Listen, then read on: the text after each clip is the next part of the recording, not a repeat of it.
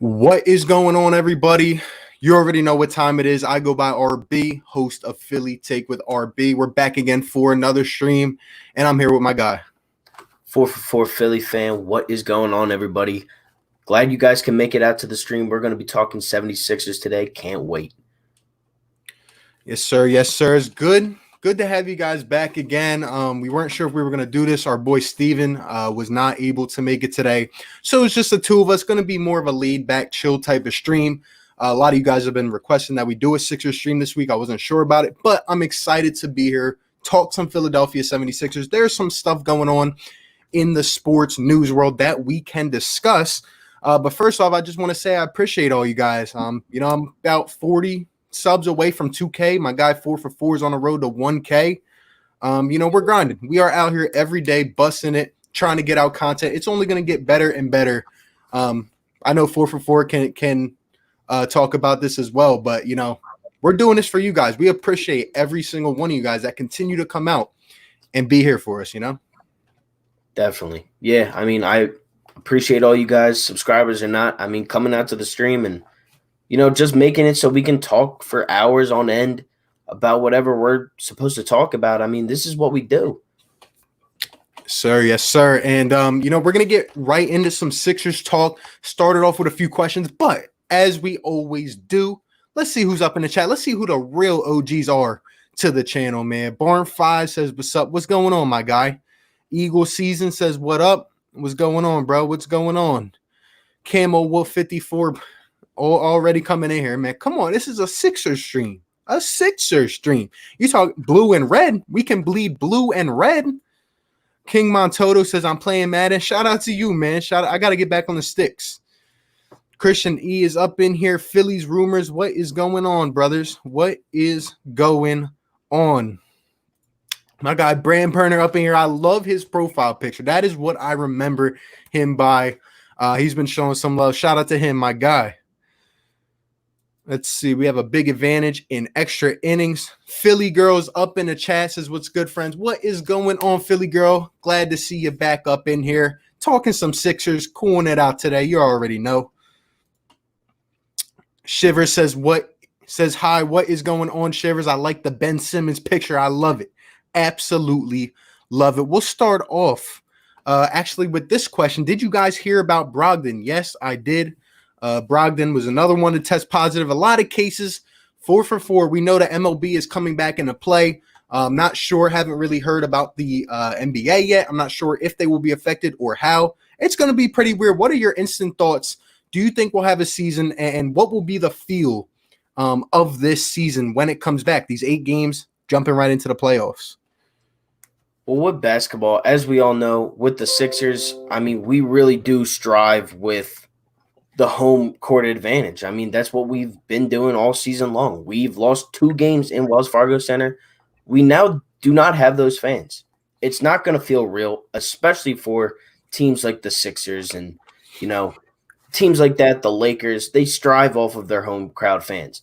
So with that, I don't think it's going to feel as realistic as we are obviously used to, because we've never been without fans, especially in an NBA game. We came pretty close back in 2015 when we were tanking, but there were still people in the stands.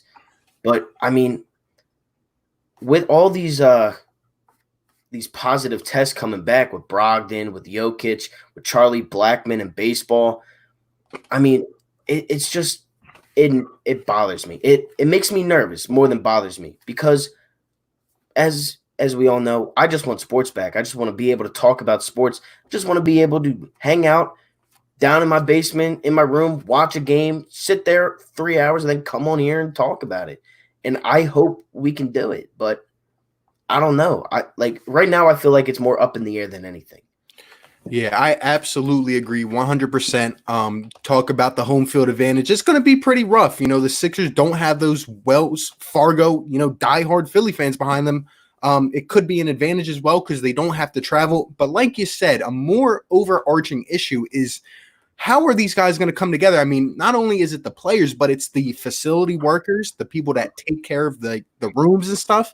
They can't go anywhere else as well. They all have to stay quarantined inside the bubble. I don't know. It's going to be pretty crazy to see what happens, but I don't know. I'm kind of on edge about it, just like you. Let's see what some of these other people think.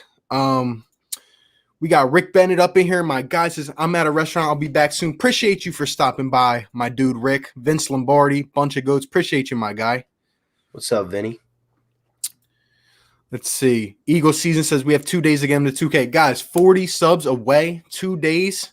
Hey, we're going to be streaming again on Friday. It's going to be absolutely nuts. Got a big birthday coming up.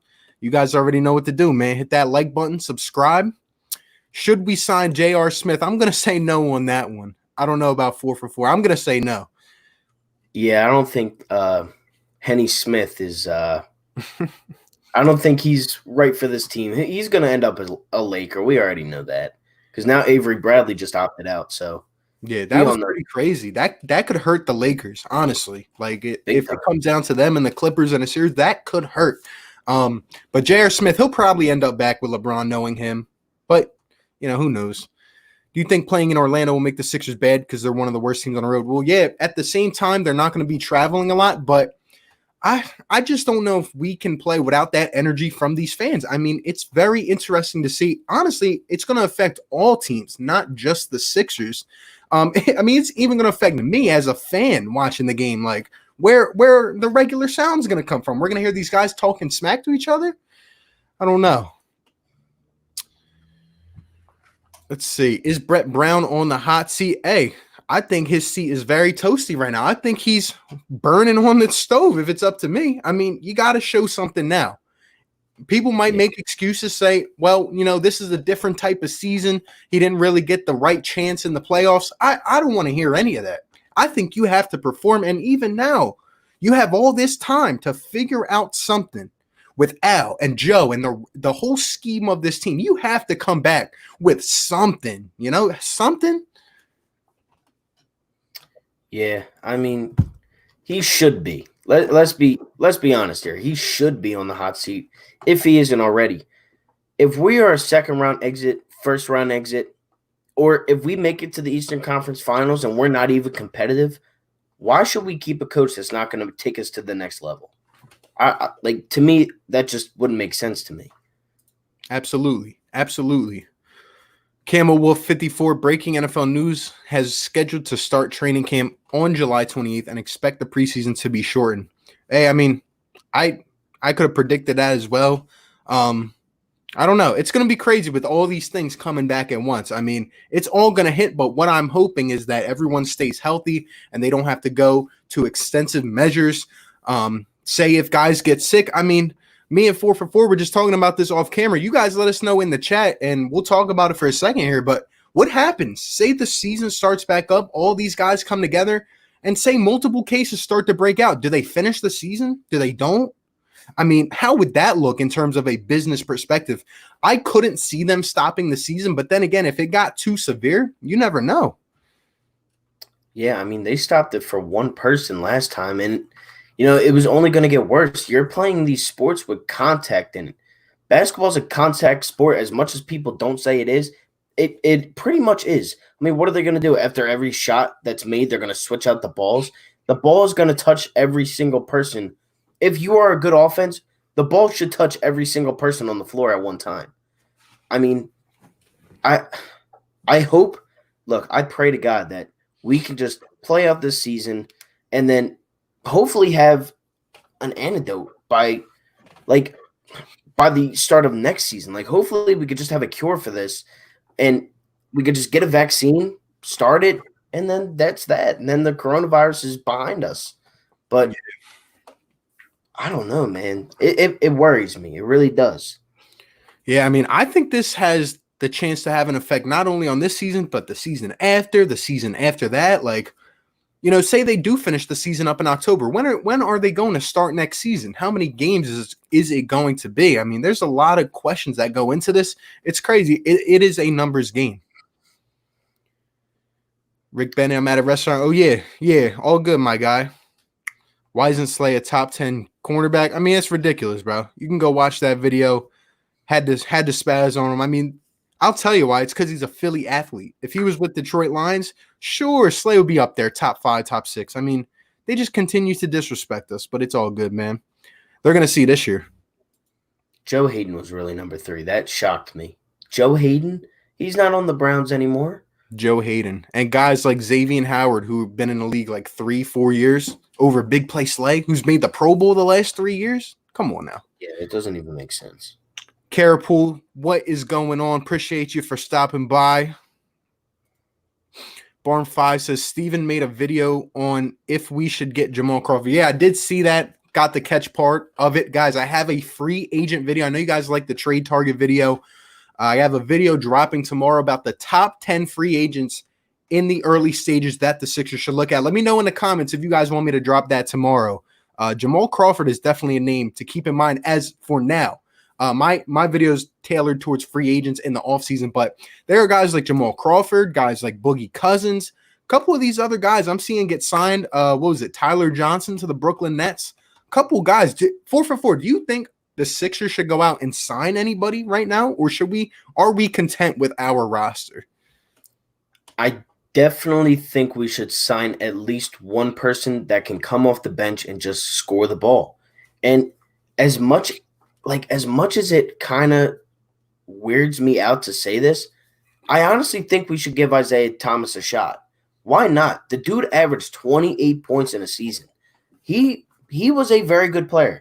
I know the last couple of years he's been average, below average with the Cavs, with the Nuggets, with, just with these teams that weren't really, that he didn't fit with.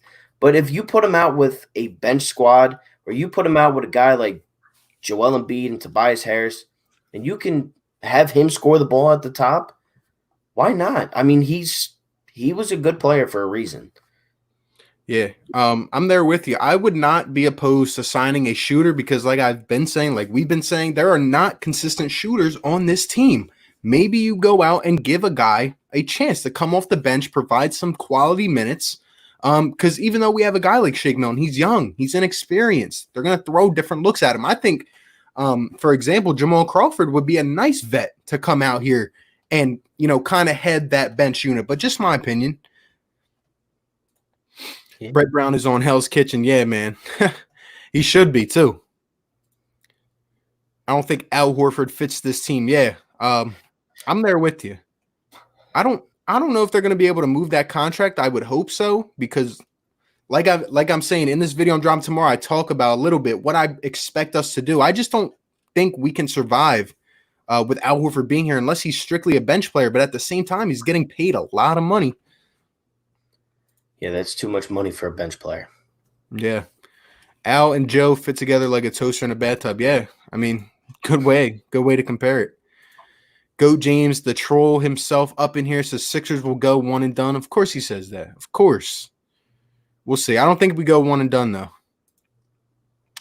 What's going on, Bird Gang 114? Appreciate you for stopping by to the stream, my guy. Eagle season. CBS Sports also made a list of the top 10 saves. Yeah, I saw that. Another atrocious list. I don't even want to talk about that one. It's just bad. They're the worst. I can't even take them serious. James Raven, Eagles are trash. Yeah, okay. Let's see. We should sign Isaiah Thomas. Yeah, I mean, the only question I have is about his defense. And sure, he would be a liability on defense, kind of like how we saw JJ Redick was. Isaiah would have to come in. He would have to knock down the shots. How about a guy like Trey Burke, who's been in the offense? I still don't understand why his minutes just vanished. They just vanished out of nowhere. Raul Neto started to play 20-plus minutes some games. These questionable decisions is what really gets me. It's not about the Eagles, it's about the Sixers. Tell them, Camo. Let them know. Let them know. Eagle season says, I hit 100 subs today. Appreciate it. All A. Shout out to my guy. Go ahead and sub him up. He's been grinding. Shout out to you, bro. Appreciate it. That grind. Isaiah and Al Horford will also have a connection. That's interesting. I didn't think about it that way. If they use them the right way, I wouldn't mind it. I would not mind it at all. I've seen some of these other guys as well out there on the free agent market. I would not be opposed to signing a shooter. I would not. I mean, does it hurt? No. Who's going to be the hottest team in your division to start the 60-game season? I mean, it's not really baseball talk. If I had to take a guess, it'd probably be the Braves, but we'll see. Yeah, Braves. Let's see. James, I thought you were a Sixers fan. Let him know, Kara. Let him know. Superhero 18, what is going on, my guy? Appreciate you for stopping into the stream. One of my guys says Jamal Crawford has been on the market for years, and his agent has tried linking his client to the Sixers for years. Just saying, yeah. Obviously I wasn't doing YouTube, but years back I was saying, hey, let's go sign Jamal Crawford. Let's sign Jamal. I would love an older guy on the bench. I just feel like it would bring that balance to the bench, you know? Yeah, there's a couple guys out there that you could really take a look at. Alan Crabb being one of them. I mean, he was signed to a terrible contract, and that's why he's now a free agent. I mean, what did the Nets sign him for? Like, it was something ridiculous, like $20 million a year. Alan Crabb's not worth that, but you bring him in, he can heat up, just kind of like how Rodney Hood did last year with the Trailblazers. I mean, they're kind of the same player. I don't know. There's so many people you could really take a look at that haven't been in the league for a little bit. Yeah, I'm just looking here because there was one guy I was looking at earlier today, and I was like, we should bring him in. Who is it?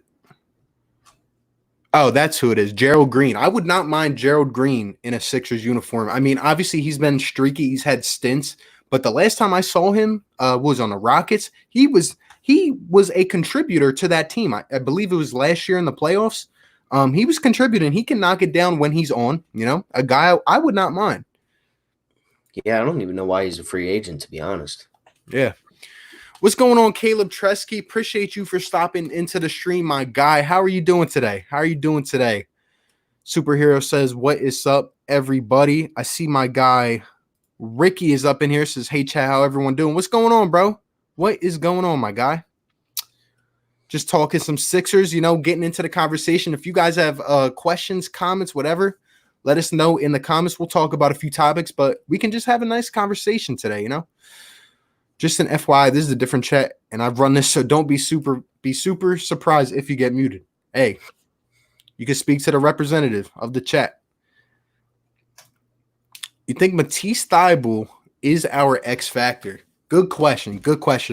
I would say yes. I really do. I've been high on Matisse. Obviously did not look good towards the stretch before this whole thing happened. But when he was on earlier in the year, some people tend to forget this. Like, Matisse was knocking down shots. If you watch the first 15, 20 games of the year, not only was he aggressive on the defensive end, not only was he pickpocketing some of these elite players, but he was knocking down from the corner. If he can shoot and be our 3-and-D guy, he can get more and more and just accumulate more minutes. I think Matisse could be a big part of a postseason run. Yeah, if Matisse starts knocking down shots off the bench, teams better watch out, because Matisse is already he's a great defender. So he's already gonna contribute on the defensive side. There's no doubt about that. But if he starts clicking from three, if he knocks down like 1, 2, 3, maybe 3 threes a game, plus gets like a steal and a dunk, if he can average like 6, 7, 8 points in the playoffs, I would take that any day from a rookie. Yeah, for sure. Just 1 second. I see my guy Brandburner got timed out. I'm not sure why, but whoever's abusing the wrench, come on now. Come on. Don't play the games. Everyone's in here. We're talking, having a good time. Come on. No hate, though. Just fun and games at the end of the day. Just a rivalry. Much love from a Cowboy Spurs fan. Hey, appreciate you, man. It's all in the love on the rivalry, man. We're going to have a good season. I'm telling you. Everyone's got to be optimistic. A lot of good debates here on this channel, at least. See, I don't do it unless you get rude about it. Yep, Isaiah and Al would run the bench unit. Yeah, I'm not opposed to it. Like I'm saying, guys, one of the most important factors to this playoff success is Al Horford coming off the bench, in my opinion. If we come back and him and Embiid are playing alongside each other for 20, 25 minutes a night, it's not going to go well. We are going to have those stretches, 5.5 minutes, can't knock down a shot. The paint is cluttered, and what do we do at that point? Who do we bring in off the bench? Streaky Furkan, maybe Shake if they don't overload him with different kinds of matchups. I mean, who do we call on at that point? Let me ask you, and let me know in the chat. Who do you guys feel at the current state is our most reliant shooter? I really don't know. I don't know. it really could be Shake, and that's not good. Shake Milton, I mean, he came into the league as a G League superstar, but like, come on, man. Like, I don't trust Shake Milton to shoot the ball. He's not even a catch and shoot. He's more of a spot up guy. I don't know. Our team cannot shoot at all whatsoever. I mean, what are you gonna say in the starting five? Tobias Harris is our best shooter. She's like 35%, which isn't horrible, but he's not knocked down. He's not JJ Redick. He's not Marco Bellinelli. Yeah. And that's what really scares me, guys, because if say you take the last couple years into consideration, JJ Redick was knocking down shots. Even Jimmy could knock down some shots when you needed him to, right? Now, and at the same time, Ben Simmons was getting neutralized during some games, right? In the half court, things get slowed down.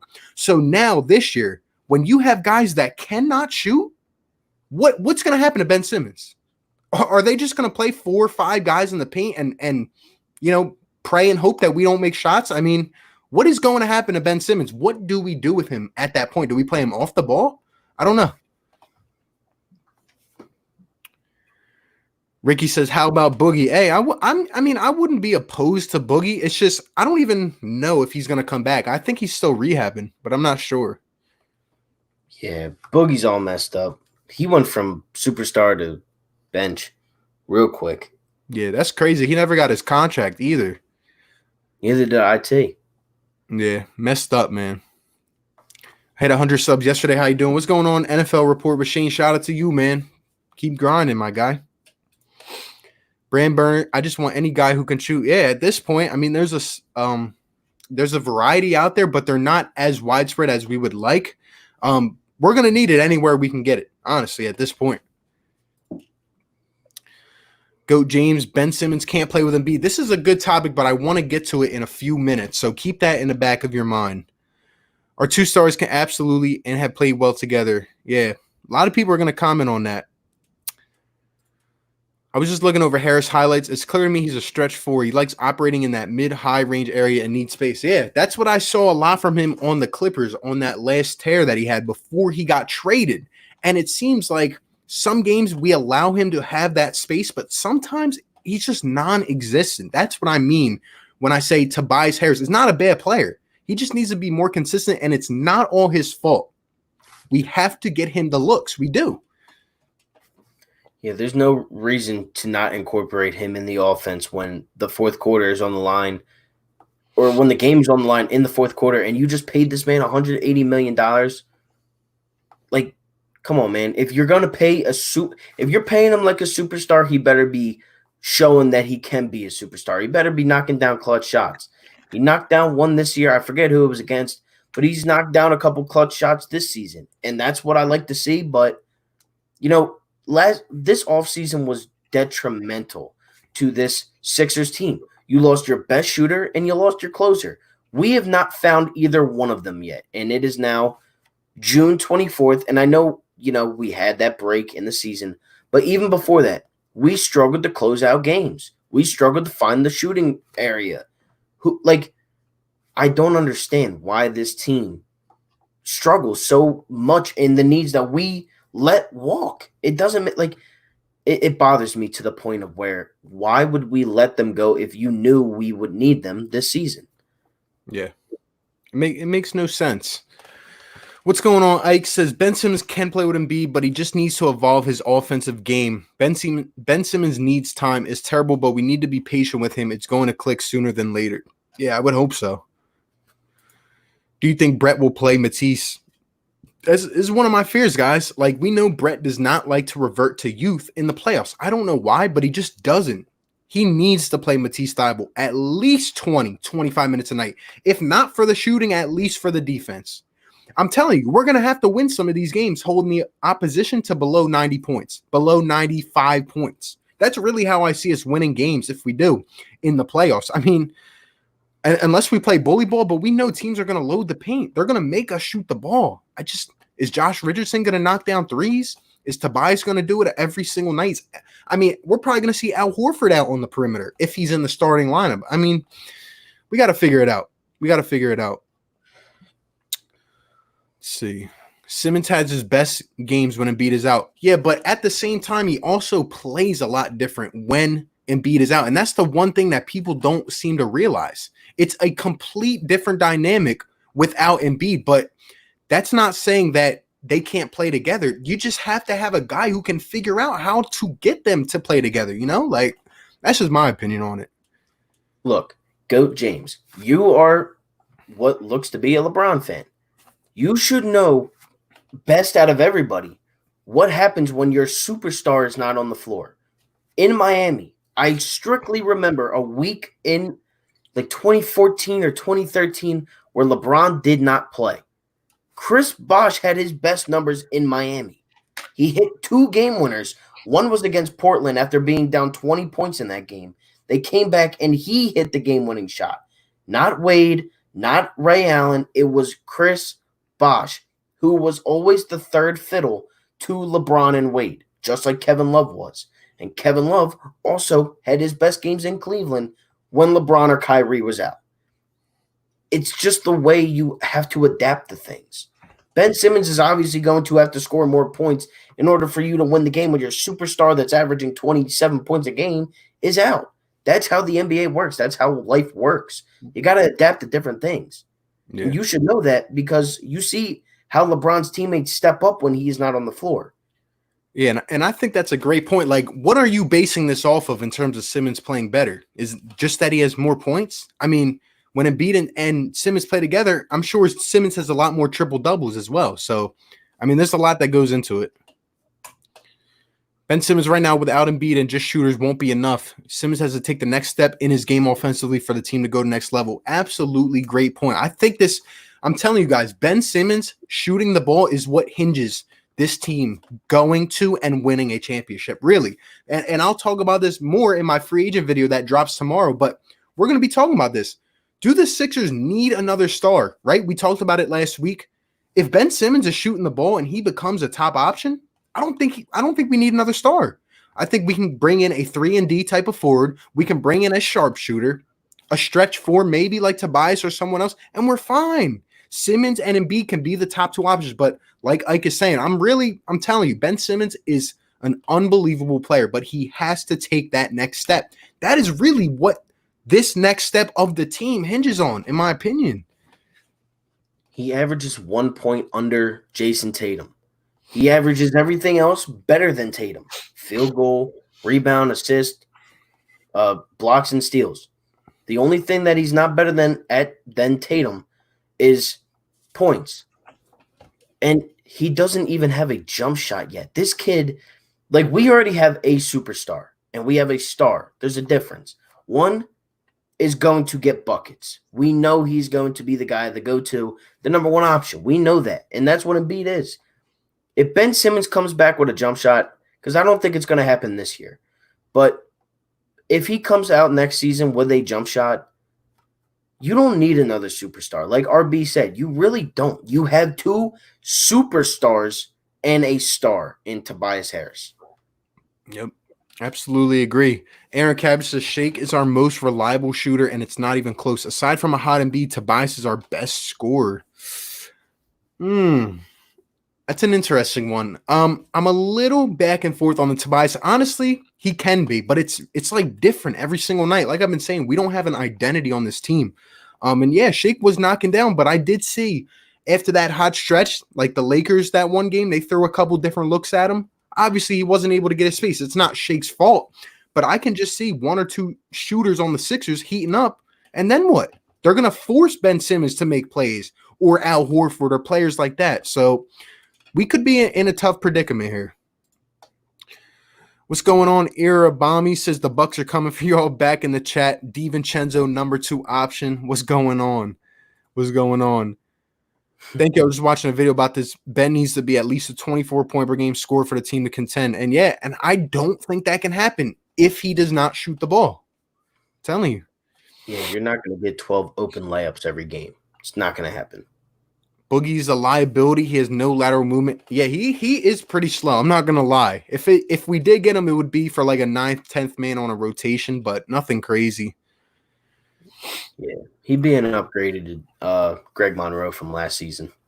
Like I said, build your team around Simmons. Look, guys, we're gonna get to this in 1 second. I already like a lot of people are talking about this. First off, this guy, I don't know why. Like, is this fun? Like, I just don't get it. I like to see this dude get some low post touches since he's a 4 or high pick and roll screens. Yeah, there's so much you can do. That's the beauty of a guy like Ben Simmons. But I don't know. We seem to limit guys and their abilities on this team. Is your last warning or you'll be put on timeout? Yeah, get him up out of here. Get him up out of here. Tobias can be a tremendous shooter too. Yeah, Tobias can be. That's the thing. We've seen it, but I'm telling you, like, sometimes these guys are just not in the right situations. Like, I can watch one Sixers game one night, Joel Embiid's going off for 40, 45, and the next night, he's nowhere to be found. A guy like Tobias Harris is going off for 30. Like, there's just no identity. You give me a team in the NBA, guess what? You talk to me about the Bucks. I know who the ball is going to for the majority. Obviously, he's going to kick it out the shooters. I know who's going to end that game with a boatload of points. I don't know that for the Sixers. I don't. Yeah, I mean, this is what I thought would happen with the Warriors when they had Durant. I thought it was going to be one ball, one player is going to go off this game, and then it's just going to rotate. They found a way to let two players score 27.4 points in Curry and Durant, and then let alone Klay Thompson average 2 less points than what he does throughout his career, and he's still averaging 17 points.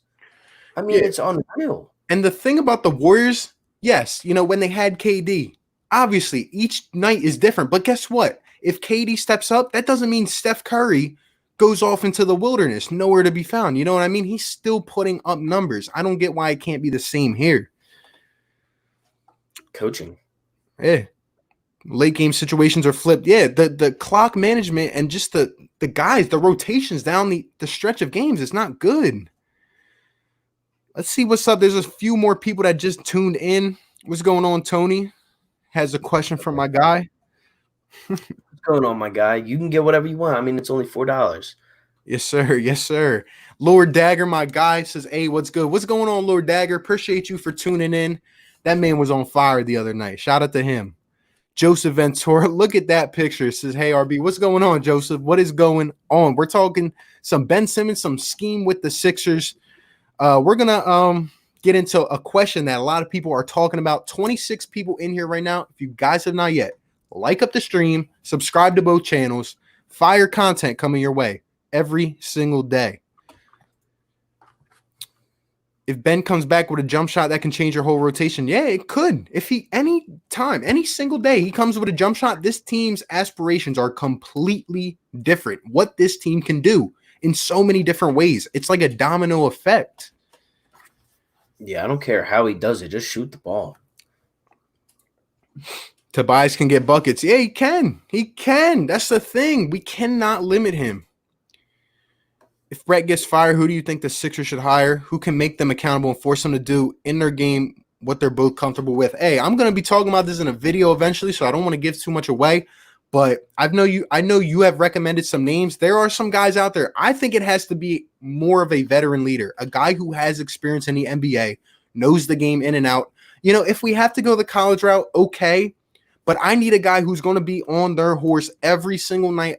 It would be more preferred for a veteran guy. Just throwing some names out there. I'm not saying these guys, Mark Jackson, Van Gundy, guys like that who understand the ins and outs. But I will be making a video on it.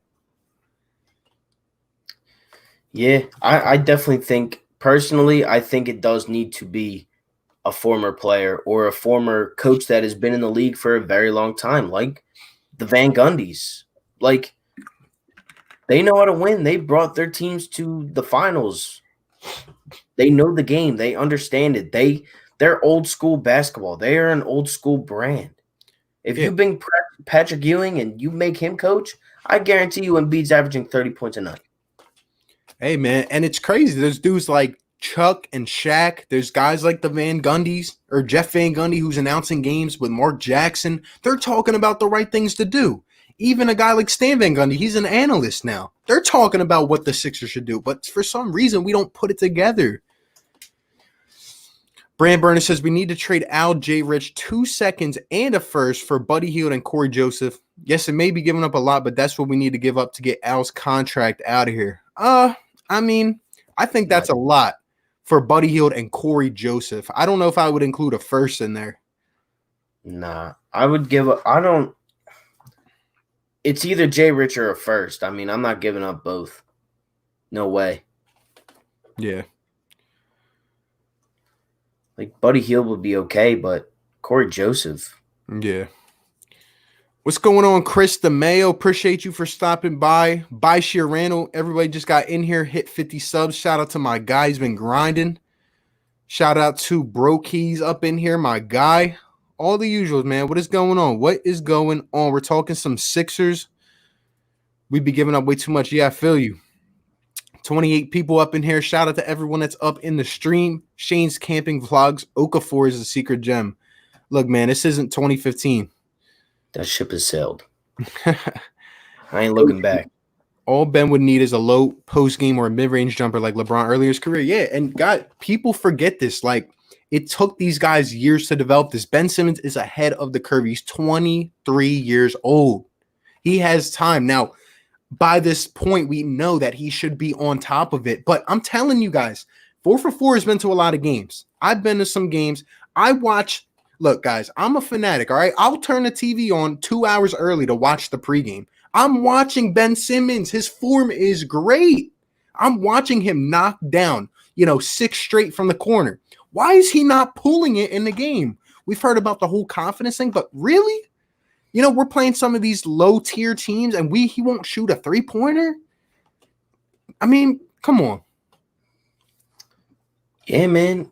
Look, LeBron, Kobe, they didn't come in with an automatic killer jump shot like they have now and like Kobe did when he played. Like, he wasn't Durant. He wasn't compared to Kevin Durant coming out of high school. Like, he didn't have a jump shot. We've known this since his freshman year of high school. He shot a couple times in LSU, made them. But as RB said, I have season tickets to these games. I get in 30 minutes prior to everybody else. And, it's a great opportunity to watch Ben Simmons shoot around, shoot jump shots, make free throws, shoot threes. I've seen it firsthand. I love watching Ben make it. And, he's a very quiet dude. He doesn't sign any autographs, but you could tell he just wants best for the city of Philadelphia. You could just tell, like, he wants to win. And I'll never forget the very first playoff game against Miami 2 years ago. He came up to, like, the section that I was sitting at to watch him warm up, and he said, "We're going to win a championship one day." He said, "I'm going to do it for Philadelphia." Like, that's dope to hear. Like, that's just amazing to hear. That is what I like to hear. Same thing with Bryce and Embiid and Giroux. These guys is what makes Philadelphia. Yeah. I'm telling you, man, he's going to be so special. I can't believe there are fans that have actually given up on the possibility. I want to get into this question, but you guys are coming absolutely nuts in the comments. We're going to read a couple more, then we'll kind of get into that transition. Caleb says Tobias just needs to be more consistent. Yeah, absolutely. Simmons should be playing like LeBron with his own team around him. I'm not saying Embiid and Simmons can't work. They do, but the team will be better off with his own team. When are y'all going to talk about the union? Hey, I don't know. We were kind of talking about that earlier. I don't know, man. I mean, I know it's the first sport to come back, but I just don't know enough about it. I'm doing good, Lord Dagger. I mean, you got to come funny like you did last time, bro. Had that chat going. Mark Jackson, Bashir. Who's your favorite player on a team? I mean, we just talked about him. A lot of people will say Embiid. I'm sorry. I go Ben Simmons. I just love everything about Ben Simmons. And don't get me wrong, I love Embiid. But I just feel Ben has a big chip on his shoulder. People, put him down for one thing he can't do, and he's only 23. I'm telling you, Ben Simmons will be a top 3, top 5 player in the NBA years down the road. I'm telling you guys. And I mark my words. Mark my words. Yeah, I love Ben. My mom's favorite player is Ben, but I'm an Embiid guy. I've always liked the the big guys down low battling it out. My dad's favorite is Embiid too, but my mom, she's a Ben fanatic. She loves Ben. It's actually it's crazy. I love them both, man. I love them both. Yeah, they just gotta win, man. Yeah. All that will get lifted off, and then it'll be so much easier to repeat. Yeah. I really feel like they could win multiple championships. Definitely. Let's see, as a Bucks fan, I'm happy you guys have an Al Horford contract to solve. It's gonna be interesting. Look, man, you're a Bucks fan. You should know firsthand. We whooped you on Christmas Day with Horford on the floor. If we don't ever get rid of that Horford contract, we're going to get a new coach regardless. If that new coach can incorporate a good enough team, we've beaten you fully healthy. We have not beaten you not fully healthy. We're the best looking team against yours. That's how I look at it. We're the best matched up. You're the second longest team in the league, and we're the first. But we have the length. We could stop a guy like Giannis. We've done it. Ricky says, don't forget one of my favorite coaches, Kevin McHale, teaching and being the low post. Man, I forgot about Kevin McHale. It's been a few years now, at least, right? Look, man, McHale knows the game of basketball. Great player, understands the game. Definitely a name to look into. Yeah, that's a good point. I mean, all-timer, all-time great big in the league. If Tibbs would change his whole minutes thing, I would love to have him. I like Tibbs. I don't know. There's just something that rubs me the wrong way about Tibbs. I don't know what it is. It's just maybe it's just the Chicago Bulls organization or what happened with Minnesota. I just feel like things crumble down sometimes where Tibbs goes, you know? Yeah, Tibbs isn't the guy for me, especially because he kind of ended Derrick Rose's career. He played him in minutes that didn't even matter. Who does that? Yeah. That's crazy. Shout out to my guy Philly Notion up in here. Yes, sir. It says, let's go Brooklyn Nets. Wait till we get KD. Appreciate my guy Philly Notion for coming in here. Always bringing the energy. Shout out to my guy. Appreciate the super chat. Did not know you were a Brooklyn Nets fan. That's pretty interesting. Pretty interesting. You guys are going to be scary, though, with KD. I just got a few questions about that Kyrie KD combination there, but talent-wise, Don't get me wrong. You guys find the right coach to put it all together, Nets will be a force next year. Shout out to my guy, though. We were talking about that the other day with KD and Kyrie. Yep. I don't know, Hold up. All these comments are coming crazy right now. Like so many different topics. I'm loving it, though. First off, my guy right here, Mikey, says, get Jabari and Buddy for Al and a few picks. First off, you got to change that profile picture. It's really hurting my soul right now. It's hurting my soul. But look, man, I want Buddy healed. I think it would be a good trade. I don't know about Jabari Parker. Dude can't stay on the court. Yeah. My guy right here says, you guys really thought you were going to dominate the East when LeBron left? I mean, yeah, the window is open. We should. I mean, we didn't have a bad season. Yeah, I mean, you guys thought you were going to win last year. Toronto whooped you. They beat us. They whooped you. I mean, come on, man. I think the East is going to rotate a lot throughout this next decade. Celtics, Sixers, Bucks, Heat, maybe. They'll get there. What are your thoughts on Jokic getting tested positive? Just another name, man. I mean, it's scary. It's scary how quick it can spread. And like I'm saying, it's going to be interesting in this bubble that they call it in Orlando. It's going to be crazy. He's not even in the United States. What'd you say? He's not even in the United States right now. Yeah, I know. They won't let him back in. They won't let him back in. It's crazy. Yeah. Trade Al Horford for Nerlens Noel. No, let's stop that right there. I do not want Nerlens Noel back on the team. I would take him, but there's no way that's going to be a trade. There's no way that's going to work out. I'd take him over Okafor. Yeah, me too. Get Zach LaVine for a second-round pick. Let me tell you, Bashir, I made a video about the top trade targets. Zach LaVine was number one. If you guys have not checked it out, check it out later tonight. Zach LaVine's going to require probably more than that. He's getting underpaid right now. He's only at $19.5 million.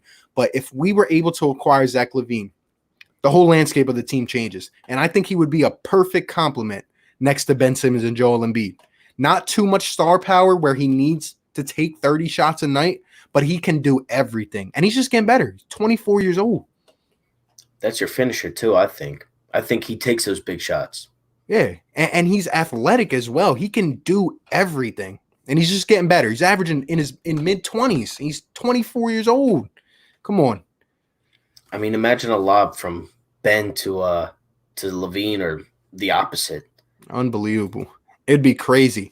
Devin Booker wants out. What should you guys give up for him potentially? I don't know if he wants out. I feel like Devin has been loyal, but like I've said over the years, guys get tired of playing with franchises that continue to lose. They do not want to waste their primes. I mean, he has the money. He's going to get a big contract. He's in the middle of one.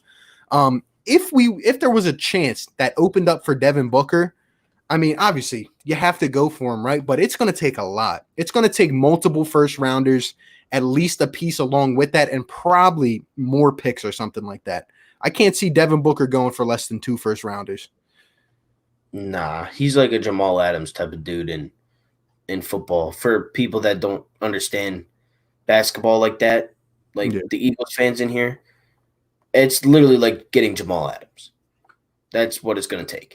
A player and maybe 2 first. Let's see. Ben is literally Giannis. Interesting. Allen, 2 seconds for Levine. I don't think it'll get it done. I don't. think it'll be a little bit more than that. Glad to see Oscar back on ice. Shout out to him, man. He's a fighter. Definitely. We got another spammer up in here. I don't understand how that's fun, but I mean, if you guys are enjoying it, 33 people up in here, guys, smash the like button, subscribe to both channels. We're grinding, every single day, daily content. Appreciate all you guys. Ike says Ben Simmons needs his own team like LeBron. LeBron has a mid-range and shoots from 30 now. LeBron consistently draws double and triple teams. Ben Simmons doesn't do none of that yet. Yeah, he's still developing. Like I said, I want to get to this question with Simmons and Embiid.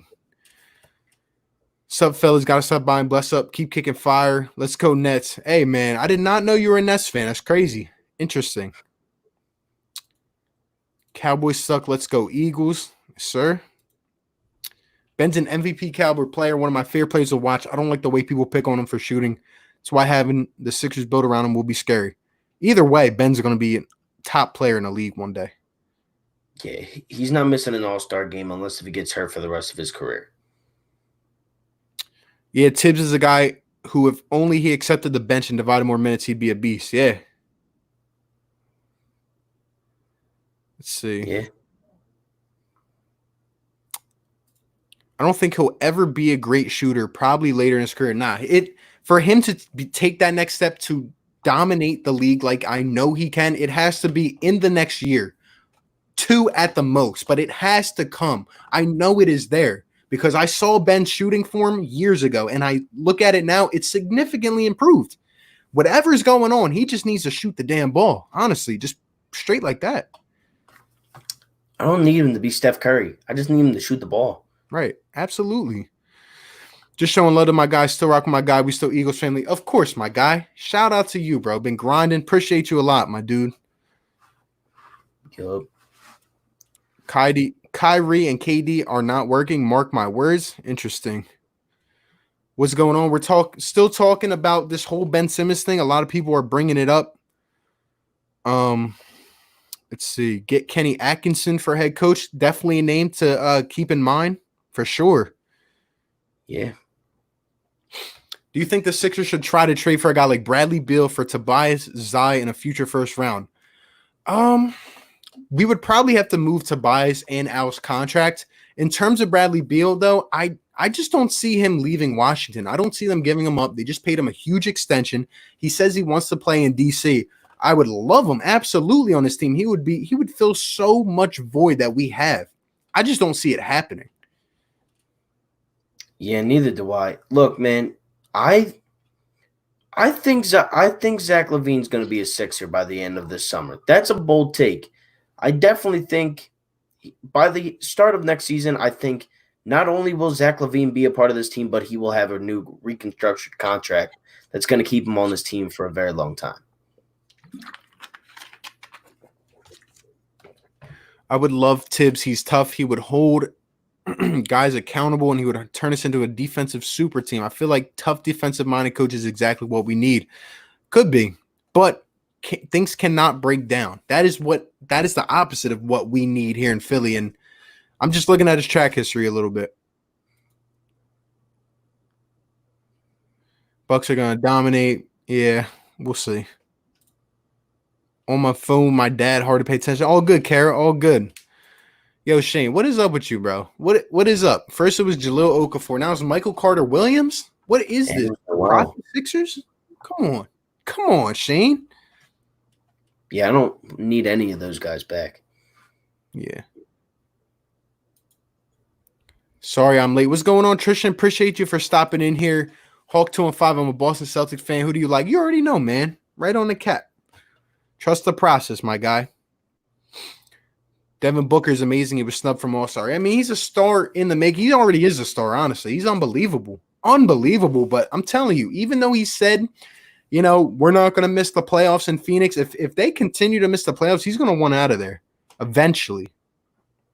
Yeah, he just signed that big deal too, so we'll just have to keep our eye on that one. Booker might be the only player I would trade Embiid for. Maybe Booker and Ayton. We'd have to throw in a little more. He'd fit perfectly with Ben. That's an interesting one. That's a hot take right there. Yeah, hot take, but I'm never trading Embiid. There's no player except like Giannis and LeBron. Like, you know the guys that I'm talking about, but nah, Embiid's untouchable to me. Going off of that and going off everyone that keeps on talking about it, guys, right now in the comments section, do you think that Embiid and Simmons can play together efficiently and win a championship? Do you think it is possible? Everyone's been giving their takes on it.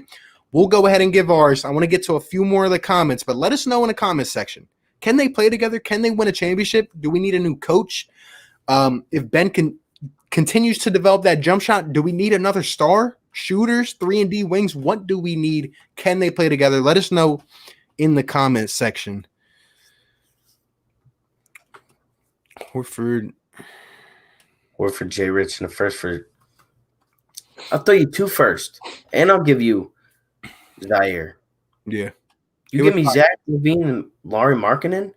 You kidding me? That's your 4, and that's your 2. You get it right back. It'd be crazy. And you get younger. Could you imagine Ben and Zach on the fast break or LaVine playing pick and roll with Embiid? Sheesh. Dude, it would be ridiculous. I've seen Zach LaVine, and I've been watching a lot of Zach LaVine, and just the way that he plays would literally complement Ben Simmons so well. He could take him off the ball, knock down a shot. His shot is so free-flowing. It's amazing. And people forget this guy can also run it to the rack and dunk on someone. Zach LaVine can do it all. He really can. Yeah, I think Zach LaVine on this team, if you can pry away Zach LaVine from the Bulls and keep Tobias Harris, that's a solid 4. That's a solid 4 guys. I'm like, I don't even know what you would have to trade. I'm guessing you would probably have to trade like Richardson and maybe Horford. But look, if you can get a guy like Zach LaVine, that's deadly. That's deadly. He can shoot, he can drive, he can dunk, he can lay it up, he can pull up mid-range, he can get steals. He would complete this team. He's a good 4th option on a super. He's a great 4th option, 3rd option on a championship winning team. Yeah. I mean, he's just on Chicago. It'd be the best fit. It really would. Yeah. If I had to choose anybody from any team, it'd be Zach LaVine. I don't care about superstars. Being realistic, Zach LaVine would be my guy. Yeah. How you think the Eagles recover? Hey, we're going to talk about this Friday, bro. This is more just Sixers talk, but trust me, we got options. We got options. Don't worry about it. Ben Simmons just only has to shoot the corner 3. That's it. Maybe to start off. I mean, we've seen him do it a couple times, maybe getting his rhythm, but I mean, Ben's going to have to shoot from all over the floor, in my opinion. Ben's going to develop the jump shot. I ain't going to doubt him. Hey, me either. I mean, he already has it. I just don't know why he's not shooting. Yeah, he doesn't use it. breakdown. Ben's just like Tibbs. He overplayed Ben to an injury. Interesting. Shane's camping. How about Fultz back? He would be good off the bench. What's going on with you, man? What's going on? What you doing? Says something about the will too. Who's next? Who's next from the process days? You want to bring back Jason Richardson, Tony Roten? Who's next? If Ben would at least attempt shots like Giannis, then it would be a dream come true. In my opinion, he's a better shooter than Giannis. I think he can be. Giannis is just taking them. He's nowhere near perfect yet, but it's just that he's taking them. He has an offensive mind like Mike Budenholzer, who's getting it out of him. The same guy that turned Brook Lopez into a sniper. Brook Lopez, the guy that didn't even shoot a three-pointer years ago. It's crazy. It's crazy. Like 4 for 4 said, we're not looking for you to be Steph Curry. Just shoot. Yeah, you give them honesty. They'll give you honesty. You're one of the fastest players in the league, if not the fastest, with your stride. Yeah. Like, you're Ben Simmons, man. Like, you can do it. I know you can. Yeah. What's going on, Christian E? Appreciate you for stopping by. Philly Talk Podcast says, yo, what is going on, my guy? Appreciate you for stopping by. If you guys have not yet, be sure to check out his channel. Definitely hit him up with a subscribe. Always does some fire content. He does Sixers and Eagles as well. Shout out to my guy, man. Appreciate you being in here. Let's see.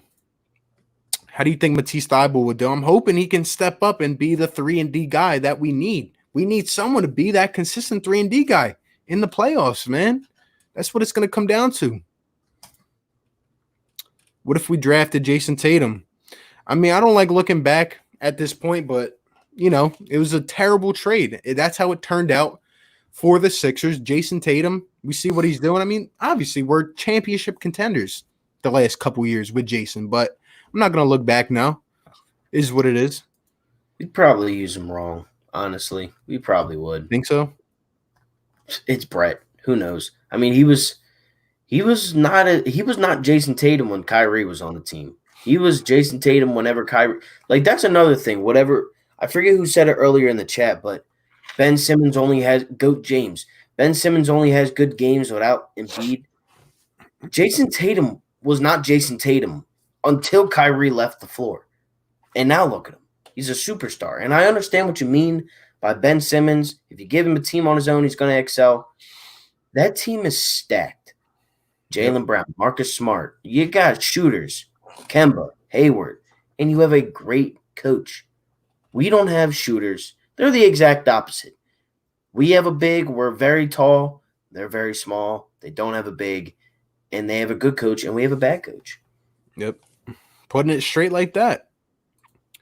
Shane says trade out in a second for Lou Williams. Hey, man, I would love Lou Will back, but that's not going to cut it. That is not going to get it done, my guy. They're going to expect a lot more, especially with Lou playing how he is. I mean, he's unbelievable, dude. Yeah. Let's see. All right, so now we're getting to this question that I asked. If you guys have not yet, put your thoughts in the comment section. Do you think Ben and Joel can win a championship together? Do you think we should keep them together for the future? Let's go ahead and read some of these answers. Barn 5 says, I think they can win a chip, but we need a new coach. Sir, they have potential to win the finals. Potential. Okay. They can win a chip together, but I think Brett is holding us back of getting that far. Want Sixers to move up in the draft, get a guy, since that might be cheaper. Who knows? Zach could be our closer. All right, so the majority thinks that it's the coach that's holding us back. 4 for 4. Let me get your thoughts. What do you think? Can these two play together in this type of league nowadays? Can they win? What will it take? Look, I'm a believer in these two guys especially. I mean, as bad as Colangelo was as a GM, you know, Hinkie had the plan. He had the blueprints. He drafted Embiid. He drafted Simmons. Like, we got these guys because of Sam Hinkie, who clearly knew what he was doing. You know, it doesn't take a very smart person to draft Ben Simmons. He was the consensus #1 pick. He was that guy. You don't draft a guy, and same thing with Embiid before he was injured. He just fell because of injury. So technically, you have 2 number 1 picks who they can play together. Let me get that out of the way first. They can definitely play together. It's only going to get better. They are in their 3rd year playing together. They have not had a season under 50 wins. I don't think people realize how hard that is. We haven't had a 50-win season since Larry Brown was our coach. Larry Brown in 2004. I was 3. And we've had 2 seasons back to back, and we probably would have had a 3rd if it wasn't for the whole Corona thing, with 50-win seasons. That's impressive. And we're doing that with a terrible coach too. Like, come on, man. Like, it's just the sky's the limit for these two. I have such high hopes. I have such faith in these 2 players. It's just going to take maybe a coach and just somebody that can break them in. Somebody that can just say, yo, Ben, if you don't shoot, I'm going to bench you. Joel, if you sit on the 3-point line one more minute, I'm going to bench you. And then, they need some learning. That's what they need. And Brett teaches them like as a friend at a playground. He doesn't teach them as a coach. He's their friend. I mean, you hit it right on the nail, man. Couldn't agree more. And I like your points. And I want to add to that. Obviously, I think as well that those 2 can win together. Now, before I have, seemed to think that we do need that 3rd star. But honestly, at this point, even if we do have that star, we're going to need the right system in place. It's all going to have to be worked out a certain way. But at this point, I don't think we need that 3rd star. I think we need 3-and-D wings. We need shooters. I think, honestly, the team success goes by whether Ben Simmons starts to shoot and develops that jump shot. If he does that, these 2 can play together. You can sit Embiid in the paint. Simmons can sit outside, can take a shot, can create his own shot, and you can feed Embiid. You can feed Simmons in the low post. Simmons can be that point forward that we see in the league that is so dominant wherever they are. I think these guys can win together. And like you said, these guys can't be treated like friends. They have to.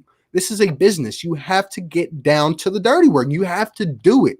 We know Ben Simmons has developed a jump shot. We know what Embiid can do, but it has to be consistent. It has to be there.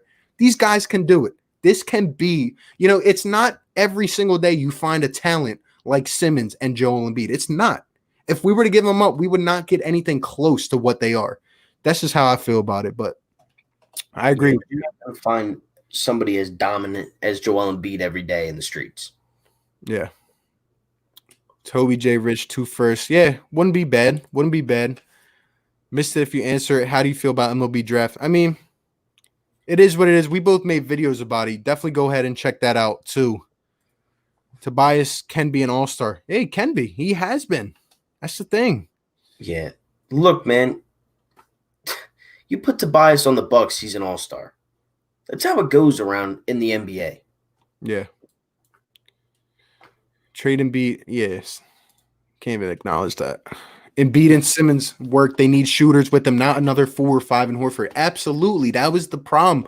Obviously, I know what we were trying to do in terms of the defense, but it just did not work. We need a spot-up shooter. We need a 3-and-D type of wing that can also put the ball on the floor, create his own shot. Not another Robert Covington, but we need at least a wing who doesn't say, I need the ball in my hands all the time, because that is the main majority of the touches will fall with Ben and Embiid as long as Ben continues to develop. I just think we need shooters. We just need shooters around these guys. We need to space the floor. You know how back in 2017, how we spaced the floor, but at certain times, Ben Simmons gets different looks. Covington couldn't put it on the floor. Dario couldn't really put it on the floor. We need guys that can shoot and put it on the floor, in my opinion, but yeah, man. If we can get a solid shooter, not named Furkan Korkmaz or Shake Milton on this team, man, this team just has so many issues, and we really shouldn't. It's unreal with this team. Talking about them just gets me so angry. We were so much better at shooting. We regressed in the shooting department. How is that possible? Got rid of the personnel that we had. We let Marco Bellinelli walk away. We let JJ Redick walk away. We let Ilyasova walk away. The Bucks of all teams, really? The Bucks? You knew what they were going to do with Giannis. He can't shoot a lick. Yep. Better to build around Simmons. Yes, but if we trade one of them, I'll break my phone. I feel you, man. I do not think we need to trade one of the big two yet. It's not every day. I mean, think about what we gave up to get these guys. Years in the making. We're just at the beginning stages, though. Dude, we had 10 wins. I'm not wasting a 10-win season on nothing. I mean, we made 10 games. We won. We won 10 games. Do people realize how hard that is to do? Is just win 10 games in a season? What we need to do is get a new coach, and we need to trade for someone like Levine or Devin Booker. Hey, Levine. Like I said, if a guy like Zach LaVine doesn't have to be that top option, can fit right in, I'm not opposed to it at all. Who's winning the East? I mean, the Bucks are going to win it this year. Only 8 games to go. Schedule not too bad. Yeah, Giannis doesn't have to play for another month and a half because he's not going to play at all. Right. I know you guys are diehard Philly fans. I respect that. Do you hate the Mavs as much as my Cowboys? Nah. And like I said, I don't hate the Cowboys. I just hate some Cowboys fans who are delusional, but some of them can have a nice conversation. Obviously, it's in our blood to hate the Cowboys, but, we love debating. We love talking, but the Mavs, no, not as much as some of them Cowboys fans. Yeah, I don't care about the Mavericks, to be honest with you. Like, I see them twice a year. I can barely stay up for the 8 o'clock game or for like the 9:30 games in Dallas. Luka is a great player. Porzingis has fallen off a little bit, but he's still great. You're going to have a solid team. You're going to have a very good team, but you also need a third superstar. You're kind of in the same boat as us, just with better shooting, to be honest with you. Yeah. Yeah, we're both kind of missing one piece. Ike says Ben has to sacrifice his game to complement Embiid for them to work consistently. LeBron would use Embiid perfectly, and teams would be in shambles defending LeBron and Embiid. Ben needs time. Yeah. I mean, I do understand. It's a process. He has to mature. I just think during this process, I understand the skill set that Ben has. That's what gets us angry is we understand what Ben Simmons can do. It's just, there's roadblocks because of the pieces like Brett Brown that seem sometimes to not develop him in the right way. That's really what gets me mad. I understand it takes time. He's improved his defense. He's a defensive player of the year candidate. Everything else continues to improve, but that jump shot will be the icing on the cake, man. Like that will really put him up at the top. He'll be an MVP candidate as soon as he starts knocking down shots. If Ben Simmons shoots the ball plus averages the 16 that he gets on layups, do you realize how many points this kid's going to average? He's 23. He's younger than Levine. He's younger than all the guys that we're still talking about that we want to come here. He's younger than Beal. He's younger than Booker. He's younger than this guy. He's young. Yep. He's in his third full season in the NBA. Yep. And 2 of them were 50-win seasons. He has yet to miss the playoffs as a NBA player. He knows how to win. Yep, absolutely agree. Shout out to my guy, Joey Shake 72. Appreciate you for being in here, my guy. All the love to you, man. Says, keep up the great work. Excited for sports to come back. It's well needed. Appreciate you, Shake Squad. Hey, if you guys have not yet, please go ahead and check out my brother, Joey Shakes. Does great content as well. One of the best Eagles content creators for sure. Him, Philly Mike, all these guys up in here. Shout out to Joey Shakes. Appreciate the super chat, man. Me and him have been talking. We're definitely going to get up on a live stream together soon. Appreciate you for being in here, my guy. Shout out to you. Do you do any Sixers, Joey? Let me know.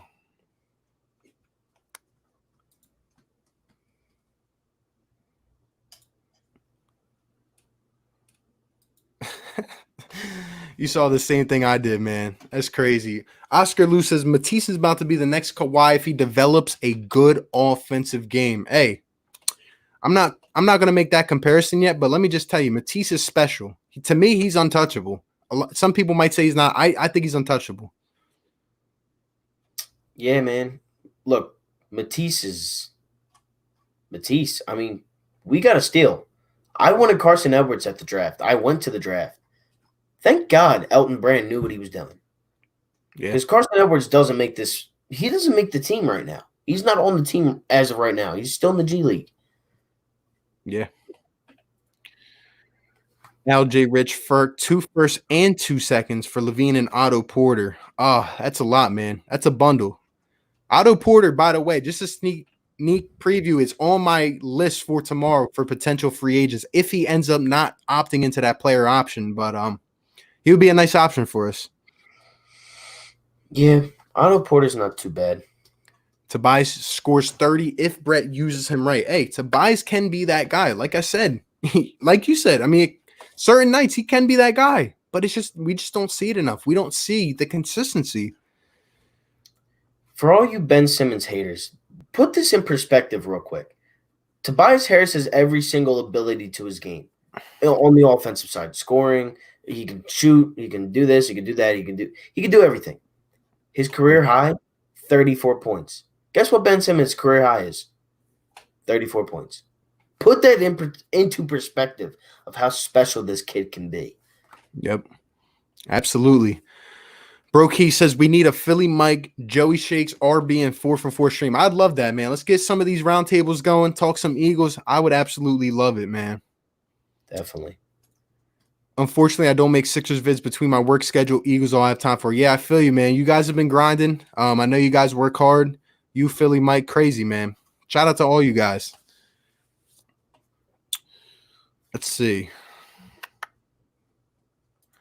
Oh, yeah. Superhero says Bulls might not like what we have to offer, so maybe Buddy is a good consolation prize and does a lot of the same things. Buddy would be great for this team. I'm telling you guys. We need that sharpshooter that can also play D. Buddy continues to get stronger, continues to hold his own. I think he's going to look for a way out of the Kings. They are not using him right. Nobody wants to be a king. Yeah. Not as athletic or explosive, has an all-around game. Yeah, he's getting better. He's learned how to put the ball on the floor. Exciting. All I can say is exciting. What's going on, Rick? Appreciate you for being back in here. I see you're talking about the Sixers. I'll listen to that last hour tomorrow. Yes, sir. Talking Sixers tonight. Eagles on Friday. Got a special birthday stream coming up on Friday. It's going to be lit, man. Philly Talk Podcast says Ben needs the ball on the break. Someone else in the half-court set. In the half-court set, the two biggest guys got to be Ben and Embiid. Aggressive in half-court set, off the ball, and with the ball on the break. Yeah. I'm not opposed to that. I'm not opposed to giving him different looks. I do think that sometimes Ben should have the ball in his hands. But sure, you have a guy like a Shake Milton. Why not? Why not have Ben be that cutter? Why not throw him some oops? Why not let Ben and Joe at least run the pick and roll? You know what I mean? We have to incorporate these things into our offense. But if Ben gets a shot, it solves a lot of stuff. Yeah, it puts you from a contender to a contender. Like, you're in the finals if Ben Simmons gets a jump shot consecutive times, like consecutive years in a row. Yeah, man. Absolutely agree. Craig Cole says, hey, guys, Philly fan from Australia. What is going on, man? I know you like some Ben Simmons. Appreciate you for being in the stream. Let me know how you're doing tonight. Shout out to you. We love Ben up in here. Definitely. Perfect offseason trade Horford anyway for Levine, or he would fire Brett and don't trade Embiid or Simmons. Hey, I'm on the same track as you. I'm on the same track. 2018, the Sixers' most used lineup, Simmons, JJ, Rocco, Dario, Embiid played like a 62-win team, which was better than the Warriors. Yeah, down the stretch when they were on that crazy run, sure. But I don't think a team can survive with Rocco and Dario in the starting lineup. They were serviceable pieces. We need more shooting than that around Ben Simmons and around Joel Embiid. Like Joel Embiid, we know they love to double team him in a post, or if Simmons goes down there, they're going to probably double team him as well. They need to kick it out to a guy they can rely on, just like how Giannis with the Bucks. I'm sure he doesn't even know who's where. He just kicks it out for his guy, and they're knocking down a shot. Yeah. Yeah, Rocco isn't the answer. I mean, it's Robert Covington, let's be honest here. But I would take Dario back just off the bench. Like, look, if you give me that lineup and you give me 3 of those guys off my bench with the starting 5 that we have now, it's impossible. But are you kidding me? I would do that in a second. That's a championship team. Yep. Had a couple of drinks, so it's best I don't comment about the Sixers. I feel you, Rick. I feel you, man. I feel that. Yes, sir. Yes, sir. Matisse is definitely untouchable. I would think so. Telling you guys, he's going to be special. Very, very special. He's just in a rookie year, man. With what we saw of how he was able to shoot, if he continues to develop that, and it's Matisse has the intangibles. He possesses, the things how they say you can't teach that. That is everything I see in Matisse Thybulle. Whether it's picking off a pass, guarding one of these elite players. I mean, he just does it all on defense. He does it all, and he's so young. Yeah, I've never seen a player as young as Matisse do what Matisse does. He's insane on the defensive end. This man is everywhere. He's always moving. Easy. He makes it look easy. That's the thing. He gets steals on the best passers in the league. Chris Paul, Steph Curry. Like, the dude is insane. He's nuts. I've been thinking about this. You could potentially see him, obviously over the years, hopefully they would teach him how to put it on the floor, create some shots for himself, right? I mean, he'll be scary if they develop him into that. I mean, we've seen it with Buddy Hield. Buddy came into the league. He could barely even dribble a basketball, but he was a sniper. That's what got him up so high in that draft. Imagine if they teach Matisse that. I mean, he's already a steal. Imagine if this guy can dribble the ball, Not all gems go in the first in the lottery. Kawhi wasn't a lottery pick. Giannis wasn't a lottery pick. Siakam wasn't a lottery pick. All-star, MVP, potential, like finals MVP, 2-time finals MVP, champion. Like, Matisse Thybulle can be that. He has the potential, the God-given ability on defense that he doesn't even have to touch his defensive game. It's just like in 2K with your my player. Yep. Put him up with just make him shoot the ball 1,000 times every single day in the offseason.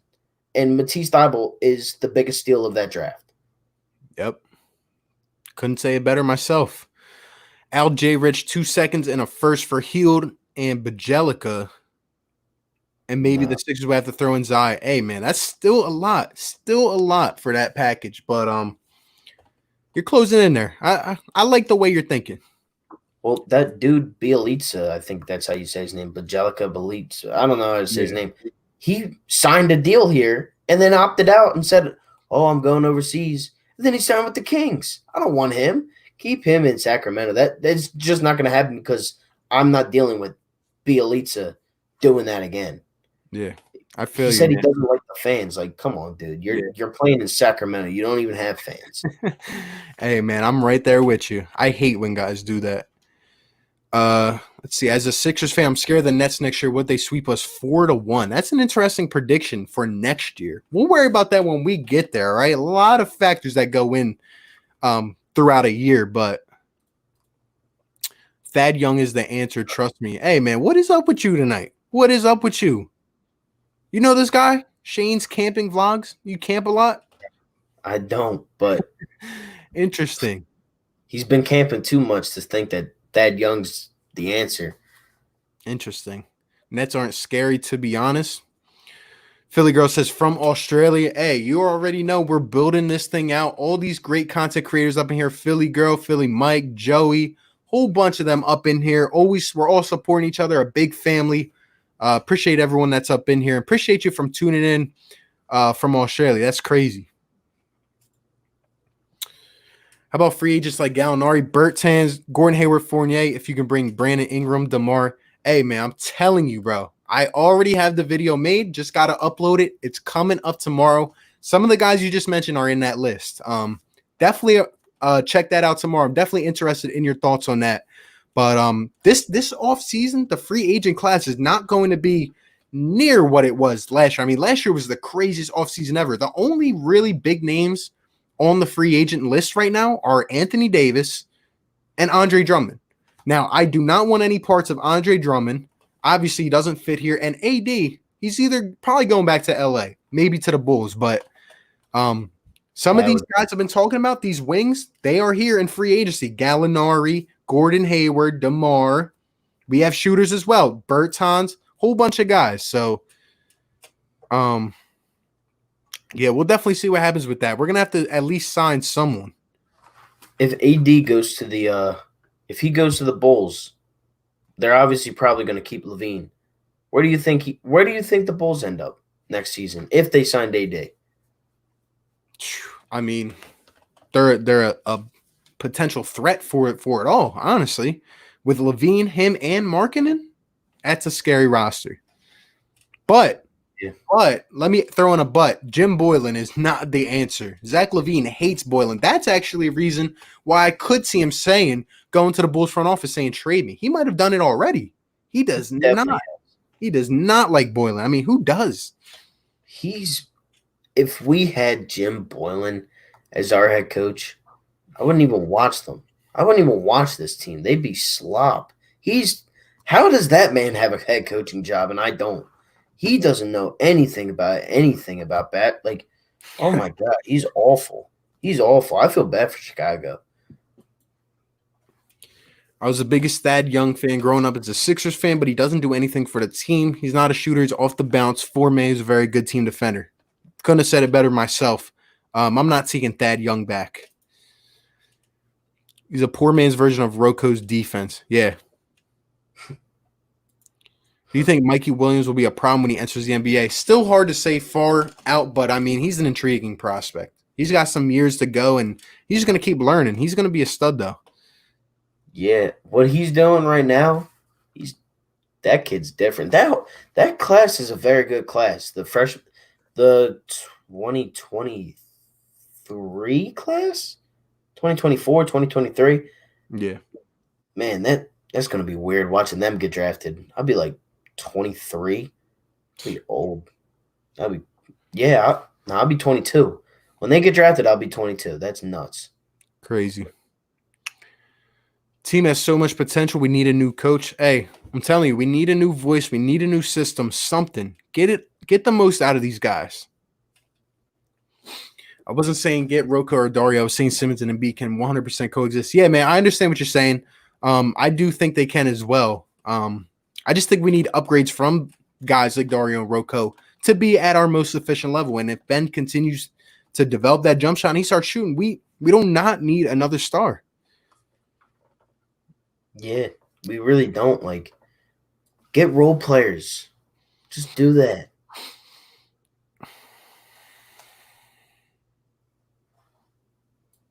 Imagine Al with a good coach. You saw what he did with Mike Budenholzer. They were a 60-win Atlanta Hawks team that lost to a LeBron-led Cavs.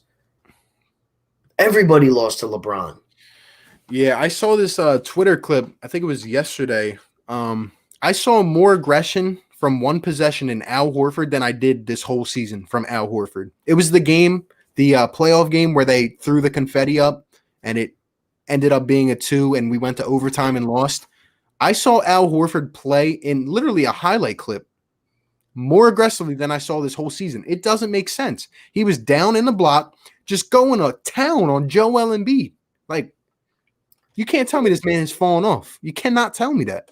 How do you go from guarding and defending and stopping the best center, the best big, arguably in the league, to not even being able to guard Christian Wood?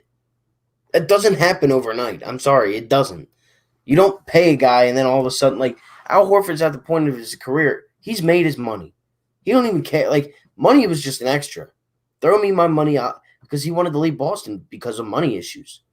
That's the only reason why we had to give him money. Right. And there's enough.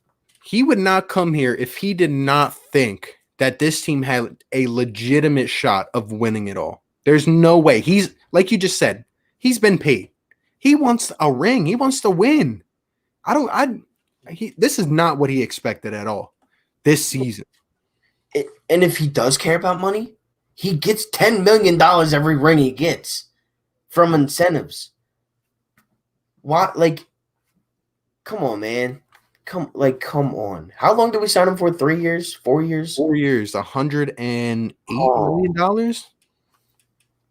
Oh, 4 years. I thought it was 3. Oh no. Oh, we're not moving that contract. This team. We'd probably have to eat a lot of guaranteed money. That's for sure.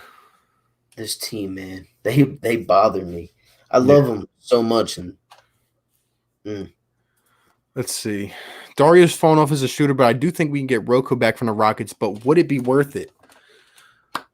Look, man, I'm opposed to a lot of people when it comes to Rocco. Even during his days in Philly, sure, he was a great defender, but I'm sorry, he just was not consistent enough. He was not.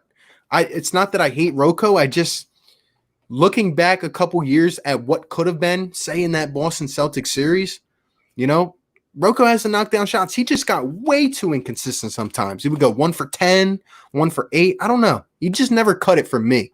But maybe I expect a lot. Rocco was a prime example of once he gets paid, he fell off. I remember the game against Golden State. It was the very next day he got paid his money, like 60 mil, I think, something like that, like 3 years, 61. He got paid. He got his bread. He's fine for the rest of his life and his kid's life. He's fine. But that was the beginning of the end for Robert Covington in Philadelphia. It was after that game. He had like 18 points in the first half. And then he just went cold, and he never found a shot again, in Philly anyways. Yeah. And it just can't happen on a playoff team. Nah. He's not a better starter than Josh or Tobias. No, I don't think so. Nah. What would you do if the 76ers get AD? Would you sacrifice for a lot of the roster? Well, if we got Anthony Davis, I mean, it would be Ben, Embiid, AD, and nobody, because you couldn't afford anybody else. Mike Scott would now be in your starting five. Matisse Thybulle would be in your starting five, because you have nobody else. He's a max contract player. You're telling me you had to give up at least Tobias, probably Horford, maybe Richardson. Like, you would have to just move so much. Like, it's just not possible to me. But if we got him, I mean, we're winning a chip. But sometimes it's really about, like, longevity. Do I want to win one championship, or do I want to win multiple?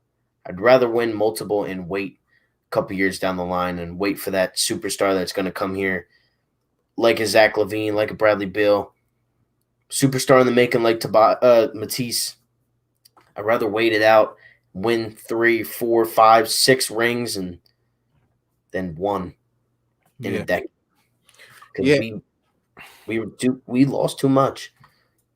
I know this is a hypothetical. Honestly, I could never see it happening. Like you said, Embiid would probably have to go if we got Anthony Davis. And I don't think the results would be too much different as of what we do now, honestly. Just given the scheme. I just don't. AD's a little bit of a better shooter than Embiid. People forget AD gets hurt. He hasn't been the healthiest of players in his career. Yeah. Prime AI on this team. Hey, man, would be nuts. AI in the current NBA would be crazy. I mean, imagine, obviously, I mean, AI would be trained to shoot a lot more threes, and I mean, he would be knocking them down. Leaving guys on their butts, man, just crossing guys up. Ben would play the 4. It would be nuts. He would literally be James Harden. He would be today's James Harden. Yeah. Once Al is traded, he'll be a star. I don't know about star. He's a little old for that. Yeah, I don't think he'll be a star. He'll be serviceable, though, if he goes anywhere, to be honest. This team. Yeah, 5'5". That's not going to cut it. What do you think it would realistically take to get Buddy Hield? You can answer that first, and then I'll go. It's going to take some picks. Definitely a first-rounder. You got to throw a first-rounder in there just to make them happy. I don't think it would take this year's first-rounder just because I don't think we would give that up. But 2022, I think we give up that pick, that first-rounder. I think we give up 2 seconds. And then I'd say just off of contract basis, you would have to give up Horford and give me back one of your terrible contracts, and I'll take that off your hand just to make the contracts add up. So it would probably be like a Harrison Barnes or a Jabari Parker, or I don't even know who's on their team. They're so bad. They're not good. I don't know. Like, other than Buddy Hield and De'Aaron Fox, they have and Bagley, but they're not trading Bagley. They're not trading Fox. They have little to nothing on that team. If I'm trading you a first, 2 seconds, in Horford, and you still have to give me a player because the contracts don't add up, who else are you giving me? You don't pay anybody. That's why you don't win. The second highest player, I think, is Barnes. I'm not taking Harrison Barnes. I don't want him. Yeah, I do not want any parts of Harrison Barnes. I'm kind of on the same page as you. I think the likely destination would be the Kings, given, we've heard the talk before. I mean, he played well against the Kings. It was one of the games he played well. The contracts kind of match up. For me, it would probably be Al, maybe Al, Zaire, and a second. Now, I think if we were to give up a first, we would not have to eat as much of the contract. But if we did not give up a first, we're probably eating most of that contract. I mean, he just got extended. I think it's like 4 years, $95 million. So he's not going to come cheap. But if we could get the Kings to pay some of that money, I mean, it would not be bad at all. Give away some picks, get Al up out of here. Maybe we keep Tobias. Who knows? But I think the contract matches up between Al and between Buddy Hield the best. That's what I think. Yeah. Man. Al Horford. I just don't know if it's him or if it's a coach. I don't know if it's the scheme he's running in, because he was so good last year. I can't believe that. It would be like, obviously, I think it's a little bit of both, but at the same time, I just cannot believe Al just fell off the planet. I just cannot. He come on, like what we saw from Al last year, just in 1 year, there's no way. There's no way. He would not have gotten as much as he had gotten if he didn't at least know something. If he didn't at least, he was the guy that locked Joel Embiid up. I mean, everybody wanted him. Now all of a sudden he sucks because he's a Sixer. That can't be. It just cannot be. Why is it Glenn Robinson, Burks, everybody? Why, man? Like, why? And I feel like I'm just complaining this whole video, but yeah. I'm there to talk about that's good. This team has the potential to be a dynasty in this league. Spurs dynasty, Lakers dynasty. Win me 3 championships. These 2 guys, Joel and Ben, should be able to get that done in their careers.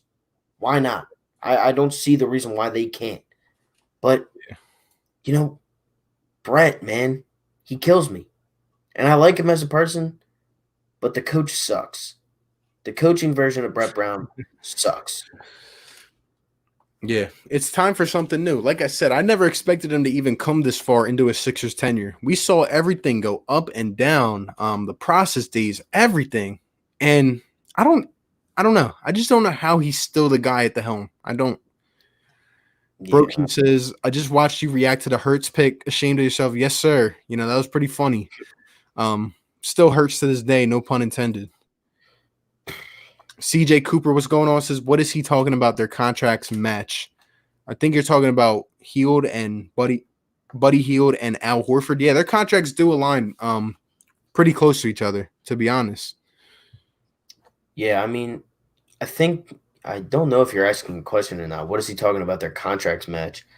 But they have to match in order for it to work. Like, you can't be trading a guy like Tobias Harris for like a Bagley contract where it's on his rookie deal. Like, the numbers don't add up, and you need it to work out in order to make a deal done to have enough money left. Like, you can't go under. I don't think you can go under the cap with one trade. Yeah. Actually, that actually brings up, it kind of sparks a little topic in my mind. I'm going to ask you, I want to ask the chat as well. Give me your guys' dream scenario. I know it's far out still. We still have a season to play, or whatever's left of the season to play. But give me your guys' dream scenario for the Philadelphia 76ers this offseason. Is it moving the 2 big contracts? Would you move one, keep another guy? Who would you trade for? Now, make it realistic somewhat. You can't just say we're going to go acquire this guy, and you don't have a plan. Give me a dream scenario that you could really see coming to fruition. As of right now, me and you will go. Just want to read a couple more comments. RB knows Okafor is the best Sixer ever. Hey, man, you gotta chill out. 2 things are at issue. Tobias isn't a great catch and shoot player. Neither is Josh. And you've got a power forward playing point guard when he can become one of the most dominant rolling bigs. Interesting. That's how we use him, though. He's a point guard. He's going to be a point guard for a while. I want him to be a point forward. I do. I don't want Ben to just be a traditional big. But I really think he can be a point forward. I do. And if he shoots the ball, I'm telling you, there's nothing he can't do. Nothing. Al J. Rich, a first and a second for Buddy Hield and Corey Joseph. I don't know. Seems too much. Yeah, I would leave out one of the picks, probably the first rounder, if it was me. Yeah, I'll give you 2 seconds, but I can't give up a first and 2 starters for a bench player and Buddy Hield. Al needs to stop shooting threes. Yeah, but here's the thing. Can I blame him? No. I can't blame Al Horford. It's not his fault that we brought him in, and at most of the time, he is asked to be a spot-up shooter from the corner. He's asked to be a stretch big. He's asked to be the second best shooter on the court at most times, and that just does not happen. That is the thing.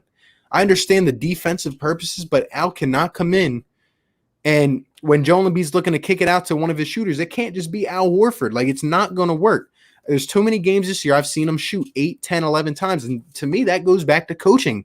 That goes back to scheme. We've been harping on it all night, but it just can't be like that. It cannot. I thought Al and Joe would be together in the paint, not Al just sitting on the wing shooting threes, but yeah, man. But anyway, let's transition to this topic. Everyone comment in the comment section. We got 15 people up in here. Appreciate you guys that are still in here. We're going on an hour 40 minutes. Don't know how much longer we're going to be back up in here.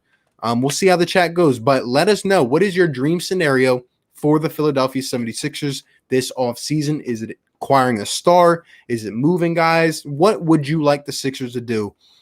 4 for 4, you can go first. Let me know your dream scenario. Well, to start off the offseason, fire Brett.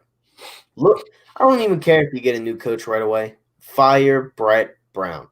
If it does not work, you have to move on, because enough is enough. How much longer do you want to lose? How much? I don't understand. But yeah, you have to fire Brett. You do. Players, again, I really believe that we're going to get Zach LaVine. I just have that feeling. I have that gut feeling that he's just going to work out very, very, very well for this team if he can somehow get a part. If he can be a part of this team, I don't see why he wouldn't be a good fit. I don't see why we couldn't get a deal done. But I think you got to fire Brett. I think you have to get, Buddy Hield or Zach LaVine, because I don't think Bradley Beal's in the topic anymore. I think it's between those two, really, for trade scenarios. And then I think you have to completely blow up your bench. Blow it up. You have nothing going for you right now.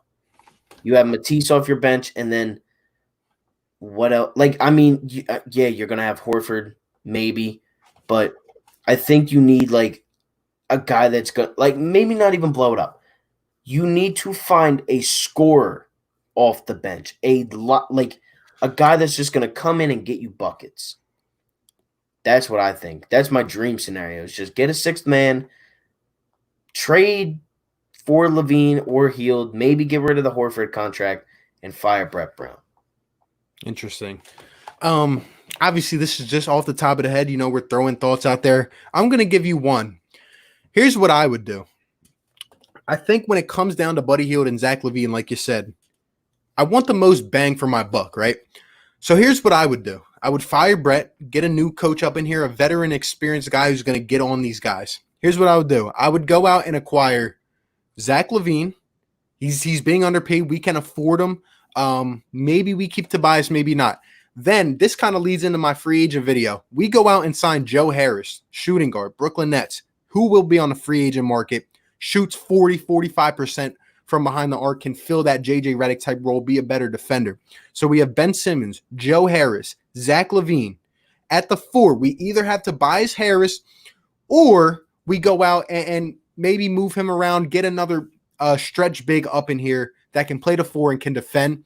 Joel at the 5.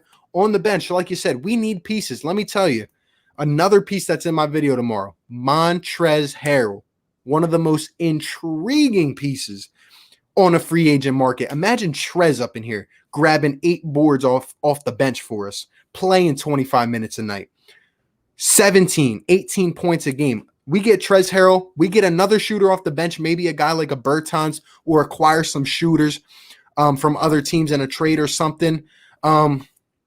That's really what I would look at. That's the kind of format of the team that I would look to shape. Ben Simmons, Joe, maybe a wing like LaVine, and just shooters, really.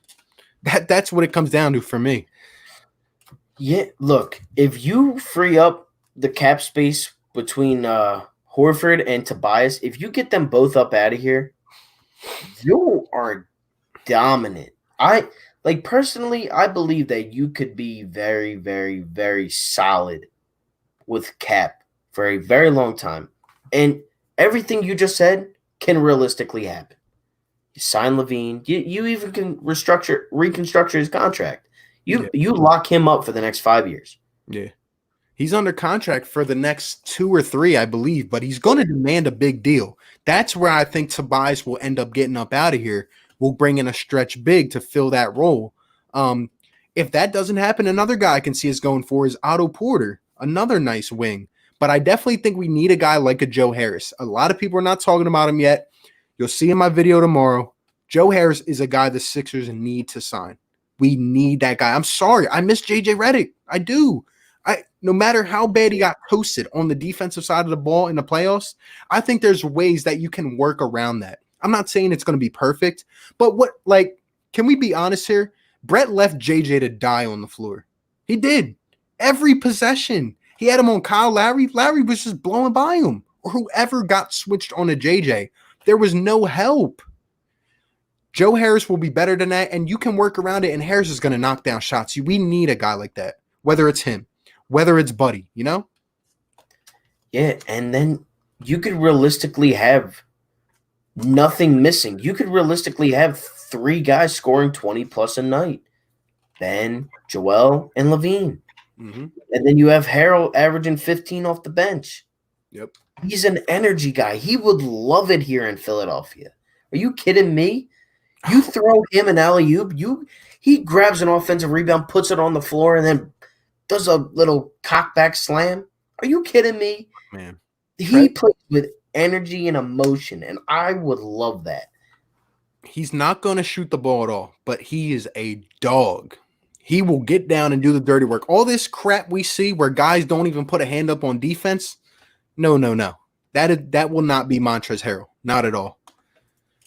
Dude, we would be scary if we got Joe Harris and Trez. It's what I expected Al to be off the bench, but he just isn't it. And maybe we keep Al and go for another coach, but the contract is just bad at this point. It prevents us from doing other things. Yeah. Al's not used to playing for a bad coach. Yeah. Camo, what's going on? Appreciate you being back. Fire Brett. Trade Al and things for Zach and fire Brett. When's the NBA draft? NBA draft is October 15th, 18th, around there. It's like all in a week. Free agency, the draft, and the finals. It's going to be absolutely nuts. Jay Rich in a second for Healed. I'm not a basketball fan, but I still watch the NBA videos of you guys. Shout out to you, man. Hope you at least get to learn something. Fire Brett, trade for Buddy, re-sign Ferk and Alex Burks, and sign some cheap shooters like Marco Bellinelli or just someone else who can shoot at a high volume. I wouldn't be mad at that. Sign Trez. There you go. Fire Brett, sign Kevin McHale, trade Horford and 2 first-rounders for Zach LaVine, trade Tobias, Jay Rich, and 3 seconds for Clay, sign Gerald Green. That's a lot going on there, man. 3 seconds. That's not going to happen. 3 seconds you would need to throw in. Plus, I think Clay's making a ton of money. Yeah. I would never see Clay leaving the Warriors, to be honest. I think him and Steph will be together, but good ideas thrown around. I feel like the reason we have to trade out is that he's not an effective 4 or 5 in today's NBA, but for that same reason, his value is absolute dog turd. Hey, I feel you, but at the same time, I feel like he can be an effective 5 if used right. Like, it just has to be the right situation, and here it just isn't, you know? Like, breaking news, Chris Jones wants $21 million a year. Yeah, I think it's overpaying. Sixers stream save for Friday. Hey, I need all you guys. What is it, 15 up in here? I need all you guys to tune in on Friday. It's going to be absolutely nuts. We're going crazy Friday. Bring all the hot takes. Break anything you want up in there. It's going to be crazy. Probably be the best stream yet. My 3 choices to replace Brett would be Tibbs, Mark Jackson, or Jason Kidd. Who's your target to go after if you fire Brett? Hey, like I said, I'm going to talk about it in the I don't know if I'm going to talk about it yet or wait a little bit till the season develops and stuff and we see how things go, see who's available, because obviously names will be more available, but I don't know. Interesting stuff to look at. Fire Brett, trade for LaVine and Laurie, sign Trez, Harris go to the bench and bring in a good off the bench like D Rose. That's championship. That team's championship. Only thing I wouldn't see there is Harris going to the bench just because of his contract. Well, which Harris are you talking about, Joe or Tobias? Oh, I thought he was just talking about Tobias, but I'm not sure. But good ideas. Yeah, that dude, Ricky, I like that trade. Look, I don't know how possible it's going to be to get LaVine and Laurie, but everything else, look, that is perfectly fine with me. If we can get LaVine and Laurie Markkinen, go right ahead. Why would I complain about that? Now, do you even really need Trez? No, but if you get him, there's your 6th man. You get D Rose, there's your 7th man. Now you have 2 good players off your bench. And if you get Harris, I think Harris does start though. Either one of them, Joe or Tobias. What do you think about potentially, like, say some of these guys leave, say we get rid of the Al contract, and the 2 stars we have are Simmons and Embiid, and then Tobias is in the starting lineup as well. Do you think he will get more touches? Do you think he will be able to roam a little bit more freely? Because we've seen Tobias with Al on the court, and we've seen him with Jimmy, you know, like having Ben, Jimmy, Tobias, and Embiid on the floor at the same time, it's hard for a guy like Tobias. I mean, we saw it. He went from the Clippers, being one of the main ball handlers, comes over, and he doesn't get as many shots as we want. And that's kind of why we get on him, because he's inconsistent sometimes. But really, he's just not getting the looks. So what do you think it would look like if we do keep Tobias in the starting lineup along with Ben and Joe, and we just surround those 3 with shooters? Yeah, I mean, Tobias was having a all-star season when he was in LA before he got traded. Like, Tobias can score. He can put the ball on the ground. He can score. He can dribble. He can do all this. He can do all that. He's a very offensive-minded player. He's a very good offensive player. Scoring isn't a problem with – like, I think if Tobias does play with just Joel and just Ben, I do think he, becomes that all-star that he is yet to become technically.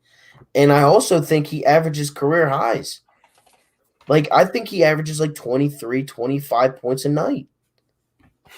I'm there with you, man. I could see it happening. We just got to get him in the right mood, you know?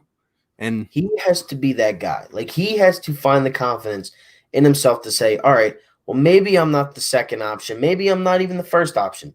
But I'm that guy that they paid $180 million to play basketball for them. They trusted me. They are the only team since I've made the NBA They are the only team to trust in me to give me that contract. I've left the Bucks, the Magic, the Clippers. The dude's a journeyman, and he shouldn't be. And now we gave him the money. Now it is time for him to prove to us that he is worth $130 million, let alone 180. If he can prove to me that he's $180 million worth, then I'm fine with the contract. I don't really care, and we'll win a championship because Tobias Harris is a great third option. He's always been that option. Yeah, I feel you. To me, it really just, I mean, we can do whatever we want. We can make all these moves. To me, I'm telling you, Ben has to start shooting the ball. That holds us back. Your point guard can't shoot. How many teams do we see around the league where their point guard can't shoot a shot? You know?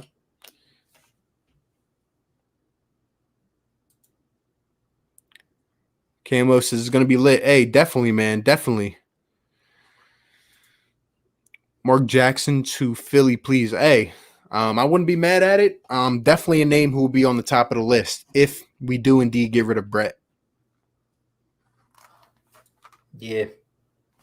Tune in on Friday if you admit Okafor is the GOAT. Yeah, not a chance. Joe Harris, 4 for 4. He was talking about Joe Harris. Yeah. What are we getting to this time again where the people start coming crazy? Start bringing the crazy takes. As a Raptors fan, I personally believe Giannis will sign with the Toronto Raptors. His facial expression says it all. I mean, I'll let you take that one. Come on, man. Giannis, you think he's going to Toronto? If he's going anywhere, he's going to Golden State. I'll let you guys know that right now. If he's going anywhere, he's going to Golden State. If not, he'll stay in Milwaukee. Why wouldn't he go to Golden State? He has everything there. Shooter. Like, that man is just surrounded. And they have the money. They just lost Durant. Why the hell would they not give up Draymond Green for Giannis and Antetokounmpo? They would do that in a heartbeat. Bye, Draymond. Bye. We didn't even really like you anyways. You were just kind of there. You weren't ever a threat. You were just defense. But no, Giannis, if he's not a Milwaukee Buck, I believe he will be a Golden State Warrior. But that's just me. I don't see him leaving. I don't. Neither do I. He's talked about it on previous occasion, you know? He doesn't even like to train with other stars, let alone join them. He's not going to be that guy. I hope not. My God. No. If he goes to LA or if he goes to Golden State, that's worse than Durant. I'm sorry, but it is. Because he's younger, and they'll give him like 5 years or 4 years. Our starting lineup better be Ben, Buddy, Matisse, Tobias, and JoJo next year. What do you think about that? I like Tobias at the 4. I like Ben at the 1. I like Healed. I don't know about Tease. I don't know if we start him. I just don't know. I think he's a very, very, very good bench player. Like, a great bench player. But I don't know if he starts for us just yet. Yeah. 6 man to me. Definitely. Make sure you like up this video. Yeah, definitely. We still got 15 people in here going on 2 hours. Be sure to like up the video. Subscribe to both of our channels. We are live on 2 different channels. We can see all the comments. So shout out to everybody that's up in here. Joe Harris will not start over Levine or Matisse. I think they could coexist, though. And I could see him starting over Matisse. I could see Joe Harris in a starting lineup. Definitely. Joe Harris would start over Tease. Yeah. He has more experience. He's a better shooter. Yeah. We don't need defense on the starting 5. We need shooting. And that's why Tease would be off the bench because – I mean, dude, imagine Ben Simmons driving to the lane, drawing 2, and he kicks it out. Not to Al Horford, not to Tobias sitting in the corner isolated, but he kicks it out to Joe Harris. Or he kicks it out to Buddy Hield. I mean, it would just be golden. It would just be golden. We need a shooter. The more I think about it, you know, I understand what Elton was trying to do, but at the same time, like, you know, what did he expect? Did he expect Josh Richardson to be a sharp shooter? Or did he just expect us to win games by holding the other team below 90 points? Like, I don't know. I really don't. Did he expect Al to be a sharpshooter? No.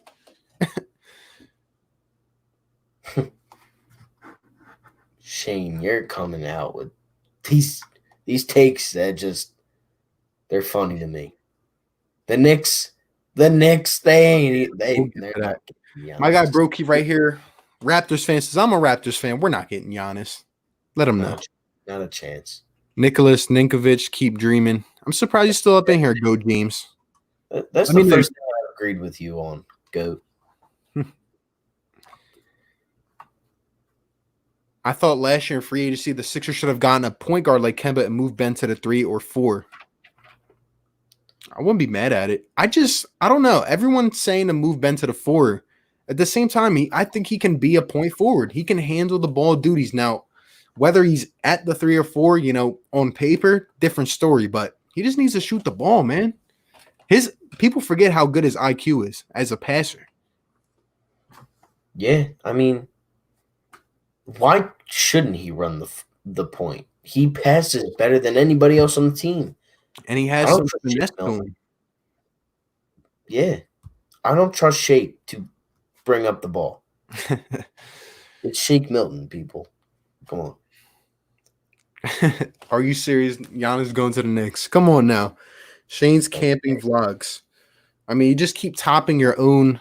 Look at this. Knicks will get Okafor and win a chip. And when they do, y'all praise me forever. Look, nobody's going to praise you. The Knicks are the most irrelevant team I've ever seen. Like, literally in my life so far. I called it. I said they would not get Zion. They would not get KD. And they would not get Kyrie. I was right. Everyone's talking the big 3. No. Yeah, the big 3. Bobby Portis, Julius Randle, Taj Gibson. That was their signings this year, everybody. For those of you that didn't know, they signed 3 power forwards this offseason and nothing else. What goes in their mind to say, oh, yeah, we'll sign Julius Randle. He's a young player. Oh, my God, Bobby Portis is right there. Let's sign him too. Oh, Taj Gibson, he can teach him. Let's sign him too.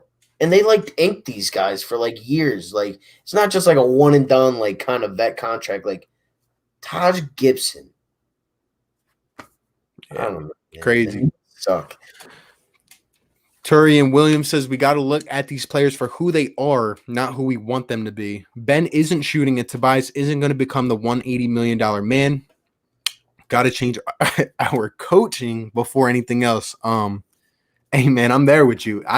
My main thing has been get rid of Brett. That has to happen first. But Ben can absolutely shoot. Next year, it can be a possibility. I just don't know why he's not doing it.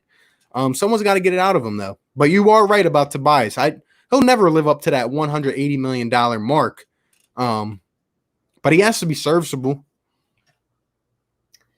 Yeah, no player like Tobias Harris is ever going to be worth his full contract.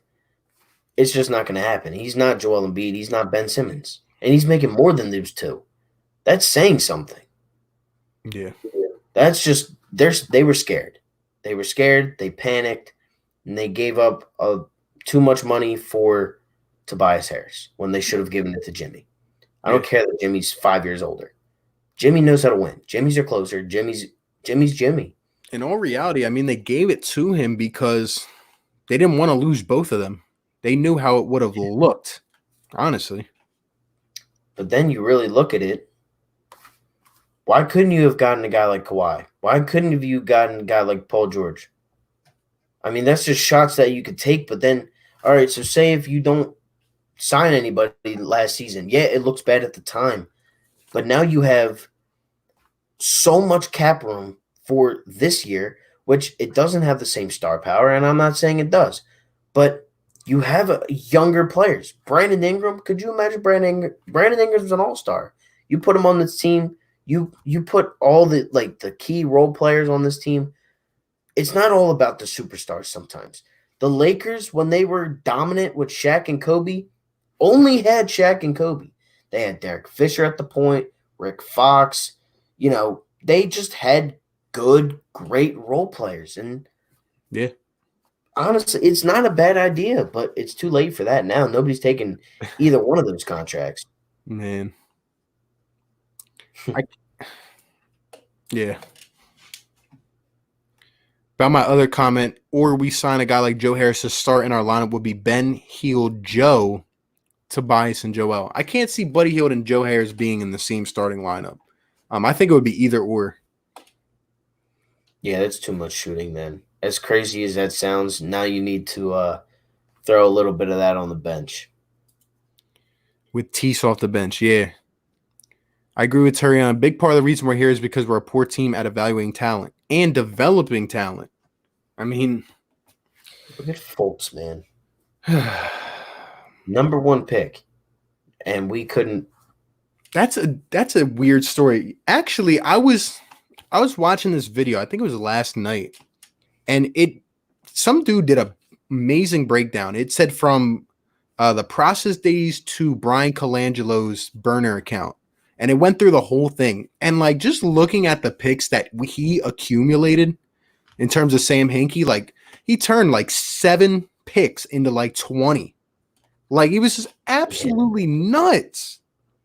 I'm reading off the list. I even screenshot it. I'm just like, wow. And just to end up with, some of the picks we did, but I think Superhero said this in the chat. Yeah, right here. We've been better at that area with Shaman and Thibault. I'm not a person to get super mad at Elton Brand because I like his approach. I like the aggression, right? That's what we like here in Philly. He goes out and acquires Jimmy Butler. He goes out and acquires Tobias. I don't think a guy like Brian Colangelo would have pulled that off. No. I like the pieces. We had one of the best starting rotations, right? He tried something a little different. I just think when it comes down to the coaching level, like Superhero said, we got to evaluate talent and we have to develop it better. I mean, just look. Like maybe we can get Zach LaVine for cheap. We got Jimmy for nothing. If you really look at it, talent-wise, we got him for slim to nothing. Rocco, Dario, and Jared Bayless? Did we even give up a first? Did we go up a first? I'm not sure. I think maybe 1. Yeah, it was either 1 or I think a second, but I'm not sure. Yeah, I know we gave up a pick, but I don't know if it was a first or 2 seconds. Like Jimmy Butler, he's a superstar. And we got him for 3 players. One of them sucked. 2 of them were role players. And that's another thing. Look at what Brian Colangelo did with that mess. 3 years, $20 million for Jared Bayless? Are you nuts? Oh, man. He's never been worth $20 million in his career, let alone at the end of it. You bring up a good point, though. Like, I feel like this goes so under the radar. Jimmy Butler, not only did he bring his skill set, he brought the accountability, right? Like, we heard about what happened in Chicago and Minnesota. Like, that's why I was excited when we got him, the accountability factor. I thought he would hold these guys to his standard, and I feel like he did in some way. But we heard about what happened behind the scenes. It just, they just were not put in the right position. But we certainly missed that this year. I thought Al would be that nice veteran, come in, slap and beat on the butt. Tell him, yo, you got to do this. You got to do that. But Al's just been quiet, Mr. Smiles, over on the bench, like there's no voice on the court. I liked Jimmy because there was a voice on the court. Tobias won't step up and say anything. Ben keeps the straight face. And B just gets hype, when he's doing his thing. But, yeah, I mean. Yeah. Nah, we don't have that intensity. I think Trez gives you that intensity. Mm-hmm. As young as a player as Montrezl Harrell is, I think you go out and get a guy. If you get Draymond Green, this team becomes better. Not even because of Draymond, just because of Draymond's loud voice. Draymond doesn't have to play a game. You make Draymond Green the player coach, we win 60 games. We win 55 games. I'm telling you, we don't have anybody to hold anybody accountable. You can keep Brett and get Draymond, and I think we're automatically better. I would agree. Not from a skill standpoint, but like you said, just from a personality. That's what we need. We need that fire up in here. Yeah, that's why I always say I would love Draymond on this team. I don't even like Draymond. He averages like 9 points a game, but the dude has championships. Elton Brand swings for the fences, and I love him for it. Yeah, that's the kind of approach I want to see going forward as well. If we make a big trade this offseason, I'm not mad at it. Try things. Ben Simmons should join LeBron in LA. Come on, go James. And we're right back to not agreeing with you. You really think that would work, go James? Come on. That was about the worst thing you said all night. Come on. Oh my God. And then we got to bag it up. Hey, Shane, I might have to take this wrench from you. I mean, you're pretty funny. I can't do it just because you're a good laugh, but like, come on now. Come on. Tony Roden. When was the last time he played? Tony Roden. I was looking up his stats like last night. He's talking about a scrub. He was. I like Tony too. He was just bad. He was just bad at basketball. I mean, I was just going through the people that we had to suffer through, like Andrew Bynum. I mean, dude, Henry Sims was a 3-year starter. Henry Sims, dude, he's trash. He averaged like 3 Richardson. Jason Richardson was garbage. I was actually thinking about this last night, and I was thinking about asking you about it today. A lot of people will probably say Markelle Fultz was a worse situation. I almost think Andrew Bynum was worse in terms of the situation. I thought he really had something. And look how much we paid the guy, and he didn't step on a court because he got hurt bowling. Andrew Bynum, man, he was a stud too. He was pretty good, but ever since he gave that shot to JJ Barea, that was kind of it for him. He never stepped on the court because of a bowling injury. He had more haircuts than he did minutes on the court. I swear to God. We signed JaVale McGee for a 1-day contract and then released him the very next day. JaVale McGee was a Philadelphia 76er for 1 day. 1 day. A lot of guys were actually that people will be surprised about that just left because we were that bad. Like Andrew Bogut was a Sixer. Danny Granger was a Sixer. A whole bunch of guys actually. Yeah, we had those guys that just were fighting for those contracts. Isaiah Cannon, Rocco, Roten, Hollis Thompson, Henry Sims. TJ got his money. I'm happy for TJ, but I love TJ McConnell just because of the way he plays. He got so much hate for no reason. He was a leader on the floor. I love TJ. Every time on an inbound, trying to pickpocket someone. I loved it. I was at his buzzer beater against the Knicks. That was like, all right, T. Yeah, we've got to execute. At what point do we finally look at the coaching staff situation and say enough is enough? I think it should have been done last year. And just because of the emotion of it, Brett got extended for another year, or we kept him around. I mean, we don't go through that whole emotional appeal, Game 7 and everything. Brett's gone. Come on, guys. Let's be realistic. The series should not have come down to that. Should not have been that close. As flawed as the roster is, it's one of the deepest 9-man rotations in the NBA. You're not lying, bro. Not lying. I think knowing Elton, he'll find a way to move the Horford contract, or he'll find a way to get Zach LaVine or Buddy Hield. I think he'll do something.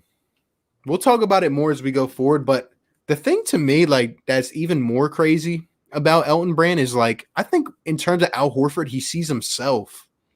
He sees himself here with the Sixers. That's the reason. I mean, it was there with the Hawks as well. He knows Al, and he knows the way that he plays. That's another reason why I just do not understand it. If anyone knows Al, it's Elton Brand. And for him to come the way he is, it doesn't make sense. Yeah, he was his teammate. Now he's his boss. But, I got something actually pretty funny. So this just came in. And it's not a cheesesteak. It's not food. I think it's a shirt. I'm going to open it right here just because.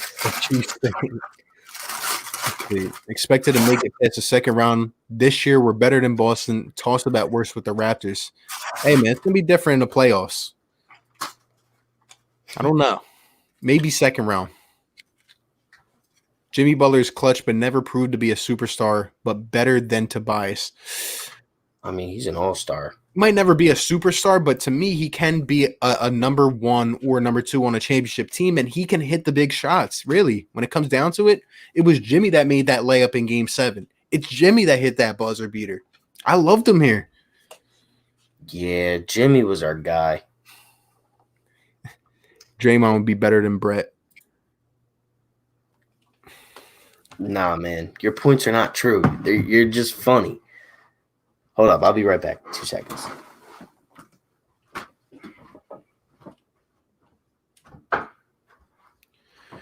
Hey, man, we're at 1961 subscribers, 39 away. Let's hit this 2K. Can we hit it before my birthday? Come on, man. That'd be dope. What'd you get? A cheesesteak? A t-shirt? Yeah, I actually got not a cheesesteak t-shirt, but a little gritty t-shirt. That's crazy. That's a dope shirt. Yeah, I don't even know. My aunt bought it for me. I guess for like something like my birthday, but yeah, it's pretty cool. It got like the Broad Street line on it and the sports complex. Is he like yellow or gold?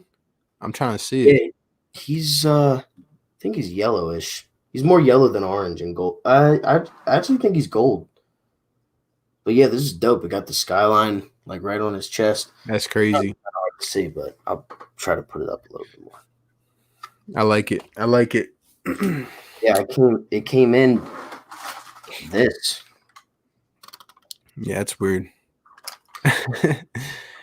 And me says, damn, buddy got the virus. Hope the virus stops spreading so we can get back to sports. Of course he did. I don't know if that's true or not, but if he did, I mean, he probably did. Let's be real here. Bring back Drew Holiday. Now that's the one guy. Thank you. There we go. I wouldn't mind Drew Holiday. I love Drew Holiday. Bring back Drew. Bring back Lou Will. Hey, we got something to talk about. I'll take Thad Young too. Honestly, him off the bench, I'd take him, but I'm not taking Evan Turner. That draws the line. Yeah. Yeah. Evan can't shoot. That's the thing. Yeah, he never could. Second overall pick.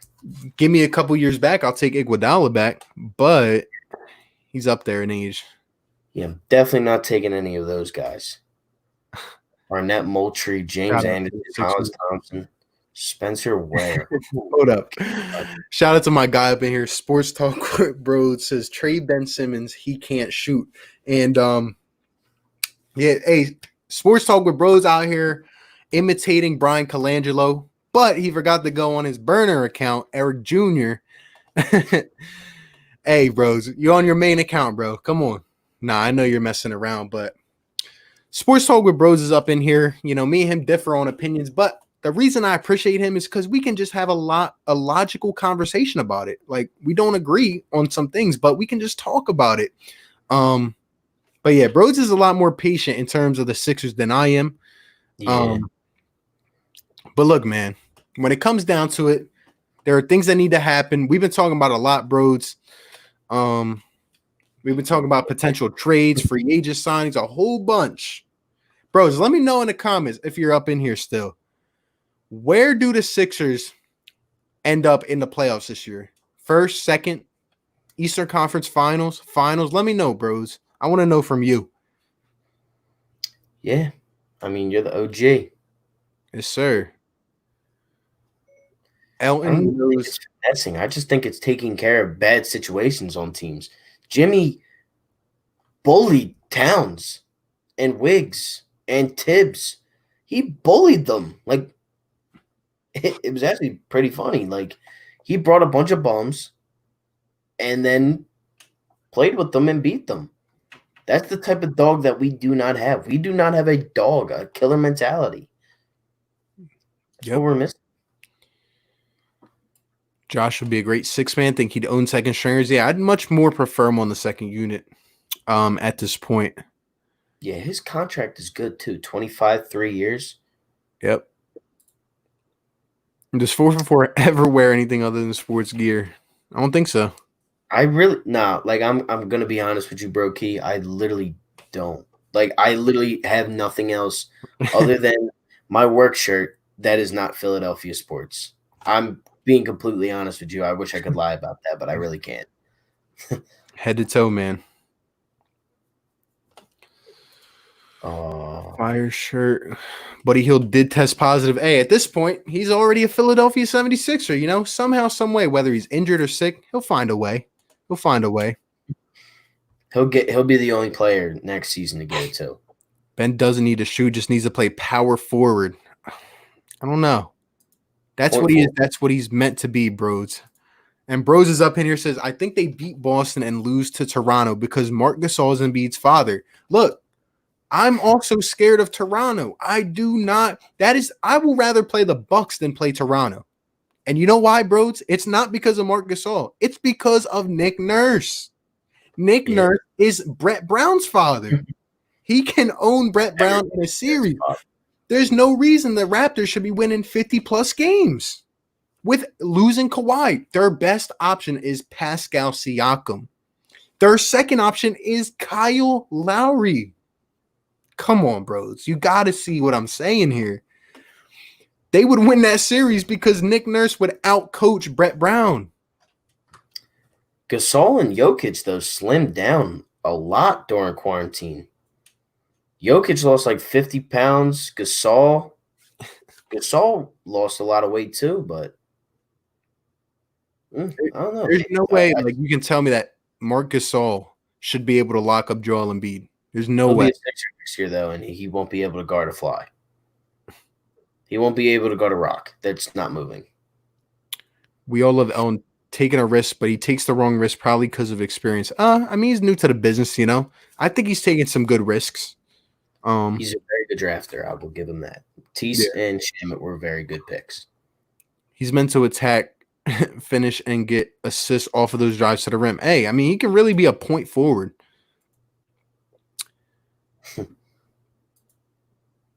It went to 7 games and a quadruple bounce, and Nick Nurse is his father. Look, I'm telling you, it should not have went to that.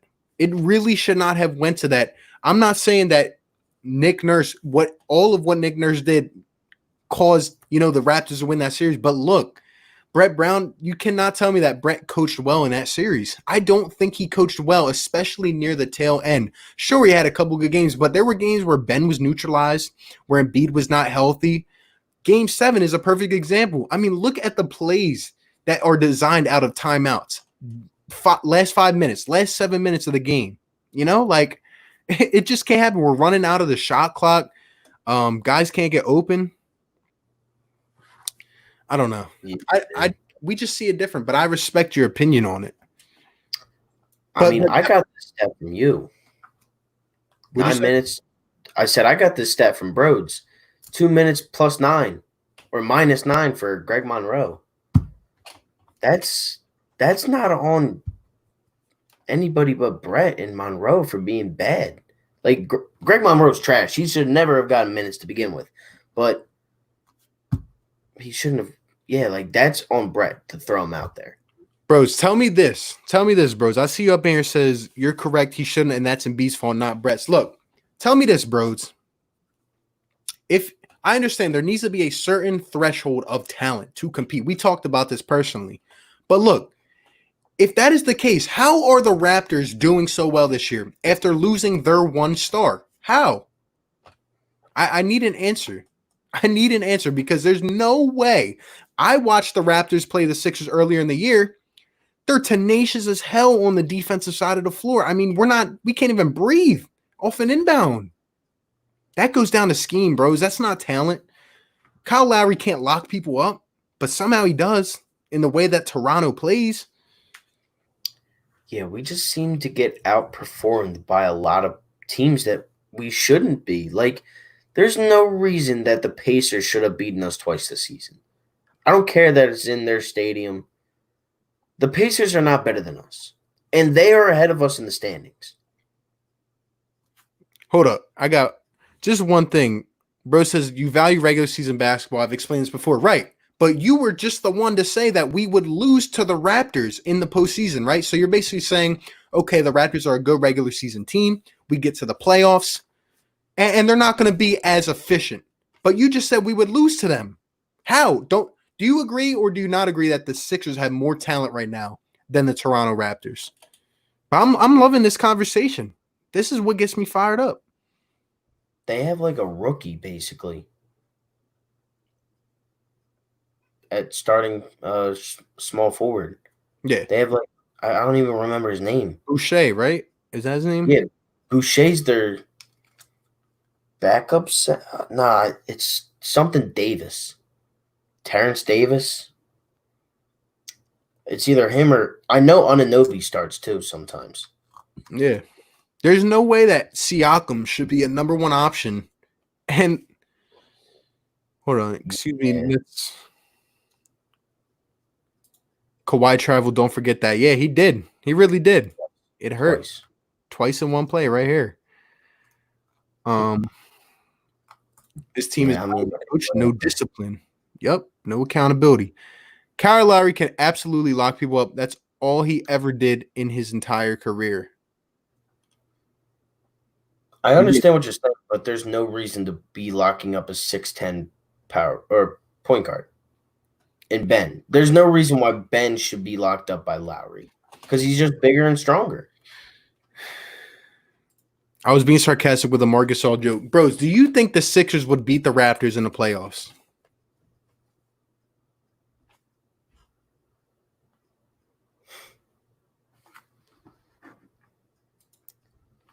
Good luck with him on Simmons this year. I know you're talking about. Asia Roberson up in the chat. What's going on, Asia? Appreciate you being up in here. We're talking some Sixers right now. Sixers playoffs.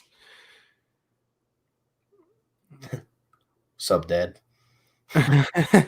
What's going on? Twitter confirms Buddy and Jabari are the latest known players that test positive for COVID. Hey, maybe we'll get them at a discount now with the Kings, you know? Brett should have been fired last year. People wanted him back. I did not. We should have won that series in Toronto. It shouldn't have gotten to a game 7. Yep. We should have locked it up in 6. And that's a Ben issue. It is a Ben issue. But it's also, I feel like, an accountability issue. Why should Ben, like, I just don't know, man. I don't understand what goes on with this team. Like, we are so talented. We are so giftedly talented that we don't even use our players to their full potential. And we're winning 50-game seasons. I don't know. Like, I need answers. And we won't get these answers unless if, like, there's either a change in scenery or there's different, levels of accountability. I don't know what it's going to take to unlock this team's full potential. But I do think it's just in need of a change of scenery. That's all I think. I don't know if it has anything to do with Brett rather than just a change of scenery that is needed in this city because 7 years clearly hasn't done enough. I don't think they trust in the system.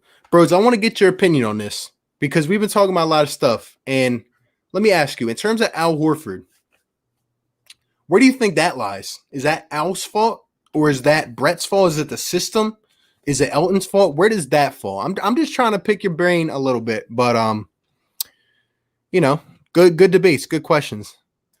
Asia Roberson, appreciate you for the super chats. What up, RB and Philly fan? I see Hunter Sports Talk with Bros in the chat. Are you excited about MLB coming back? Appreciate the super chat, means a lot. Yeah, we're all up in here, big Philly family, talking some good Sixers.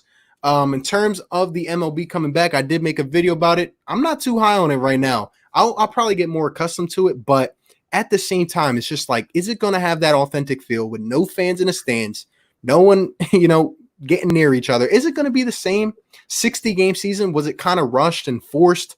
That's the only questions I have about it, but I want to see it in action first. That'll be my answer to that.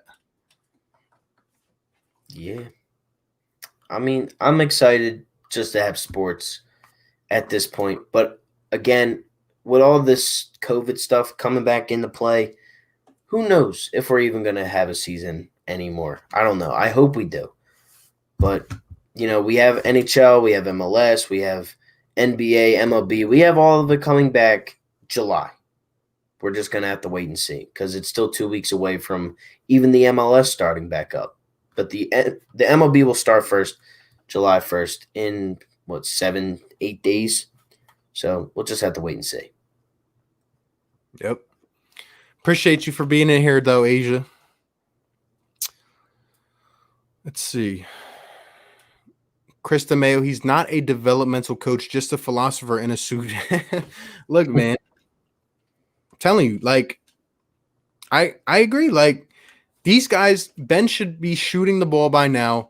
A lot of things, like you said, to me, it's an accountability issue. Like, there's no reason we should be able to beat teams like the Celtics and the Bucks or whoever, and then go and lose to the Warriors, the Cavs, the Hawks, teams like that. That's just not what makes sense to me.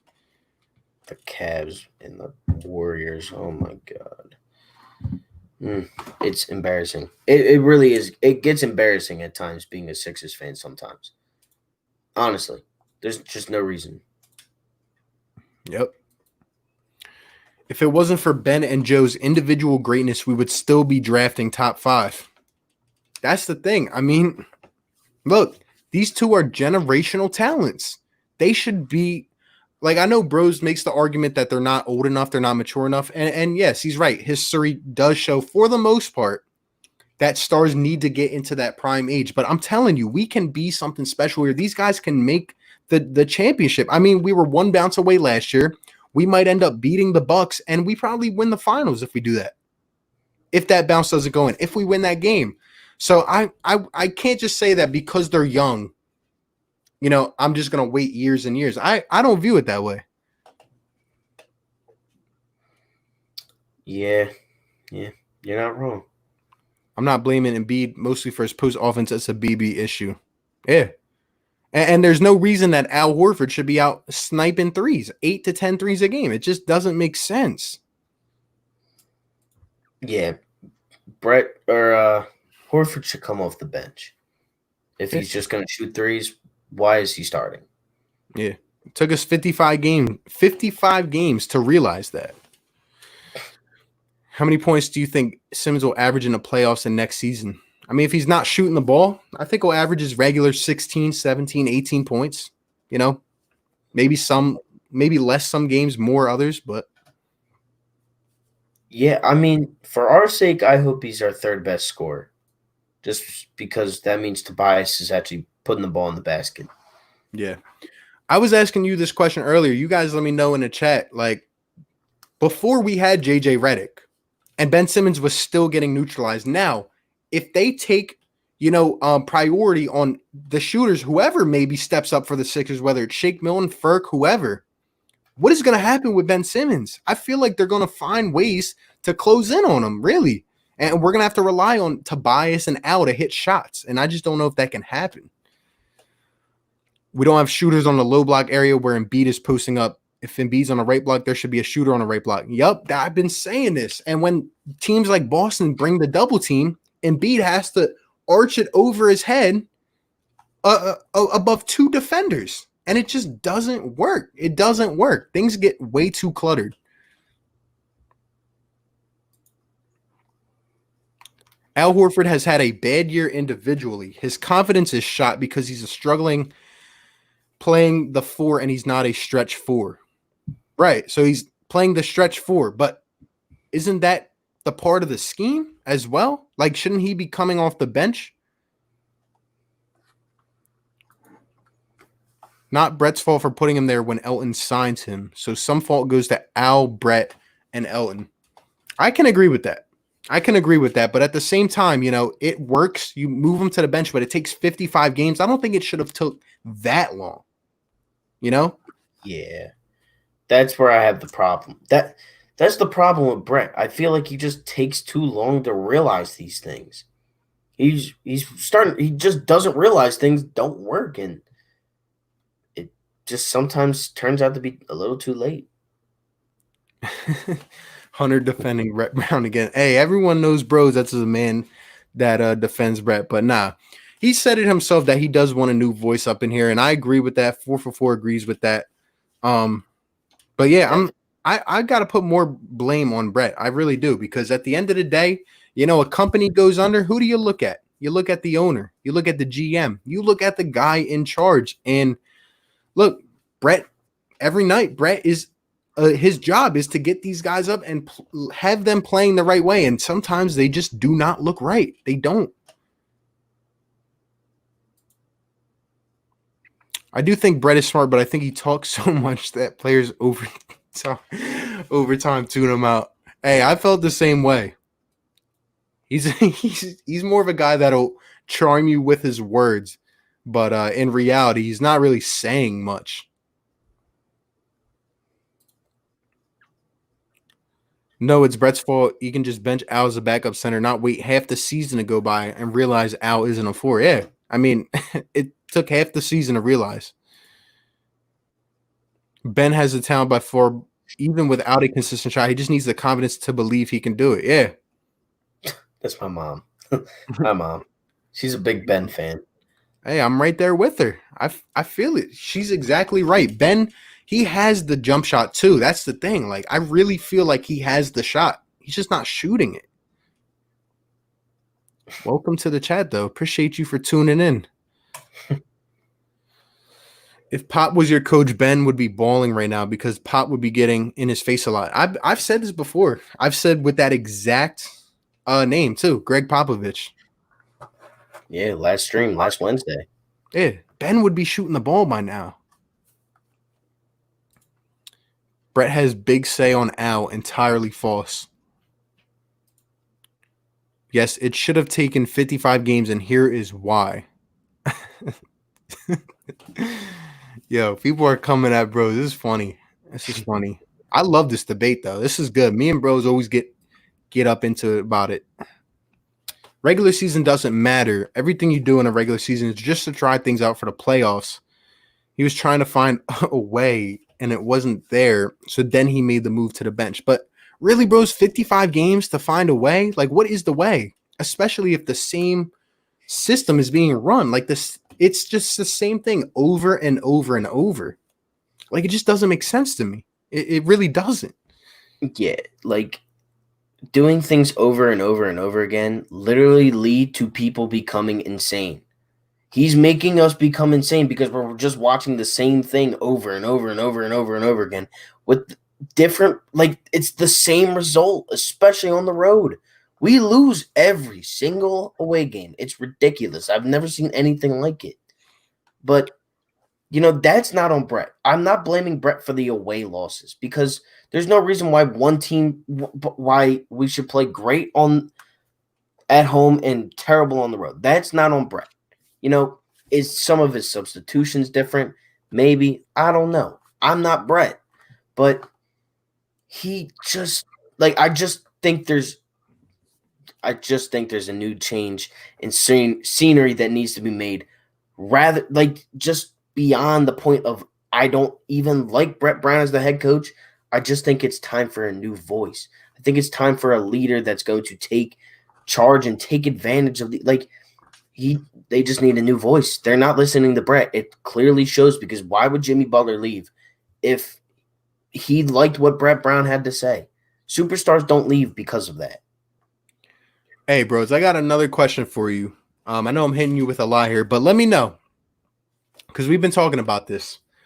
In terms of the players on this team, do you think there's an identity on this team night in and night out? Because I don't.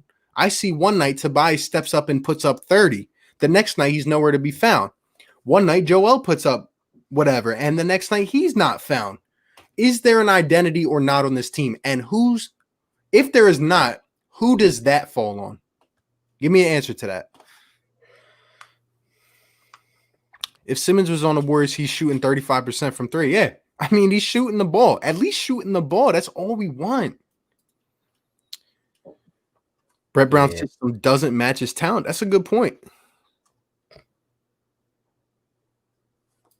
Yeah, not wrong. I'm gonna hop back in on a new account. Regular season totally matters for seeding. Instead of having a home court advantage against the Celtics or Heat, we have a disadvantage. Absolutely agree. Obviously the games, the seasons are a little longer than guys probably want. They're usually playing banged up by the end of it. But look, man, regular season is really about figuring out your identity. And I just don't see that with this team. Yeah, I feel like we're just a team that, we were predicted by so many analysts to win the whole thing. I don't know, man. I feel like if we just had Nick Nurse, if we had Brad Stevens, somebody would have say, I feel like it would be different. And that's what I feel like Brett Brown doesn't do. And that's why I strongly agree on getting a new coach, getting, again, a new change of scenery around in Philadelphia. Somebody that's going to live up to this team's expectations and lead them in a way that only a coach can. Yeah, I feel you. I completely agree. Camel Wolf says, gotta go to sleep. Peace out. Appreciate you for being in here, my guy. Showing support as always. RB, great video earlier on the Eagle. Shout out to you, Asia. Appreciate it. Appreciate the support. Let's see. Took us about 20 games in real time where we saw Horford could never work with Embiid and Simmons. Yeah, that's honestly a legitimate statement right there. But yeah, we continued it for 40 more games. And then even when we made a move, we ended up reverting back. Any two of Horford and Embiid or Simmons and Embiid or Simmons and Horford has been effective, but never all three at the same time. Yeah, and it's not going to happen, especially with Tobias as well. Tobias is not a 3. He's just not a 3. Yeah, he was a good 4 last year. I don't know. I just don't know. He also assumed a lot of the ball handling priorities, though, with the Clippers. Here, it's like whenever we want. Yeah. Yeah. Man. I love it, man. Love talking Philly sports. Shout out to everyone that's still up in here. 2.5 hours in, 22 people up in here. Be sure to smash the like button, subscribe to our channels. Keep on supporting us. Krista Mayo says, if that's true, why did Jimmy Butler say why he didn't try out the Ben-Jimmy duo in a regular season? Jimmy was mad they only tried in the playoffs. Yeah, he said that they literally tried to switch up the scheme in the middle of that Toronto series. That's just not something you do. Like, Nah.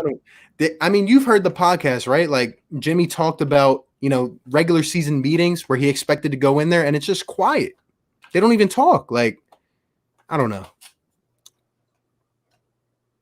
Yeah, come on, man.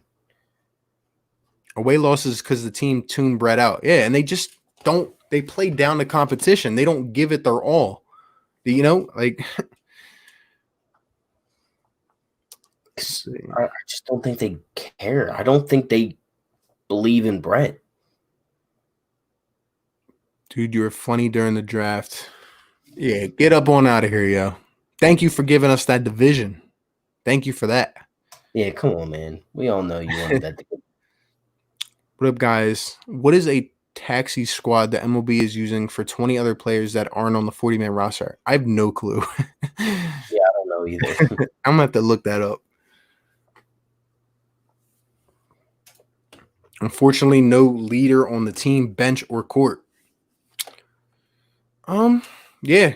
Or even if there is, like, it doesn't appear that way. Like a constant, consistent leader. It does not appear that way. Yeah. I mean, I don't see one. There's like leaders by example, like Ben and Joel, like they should be your leaders, but there's no like spoken leader. Like Jimmy Butler was the outspoken leader.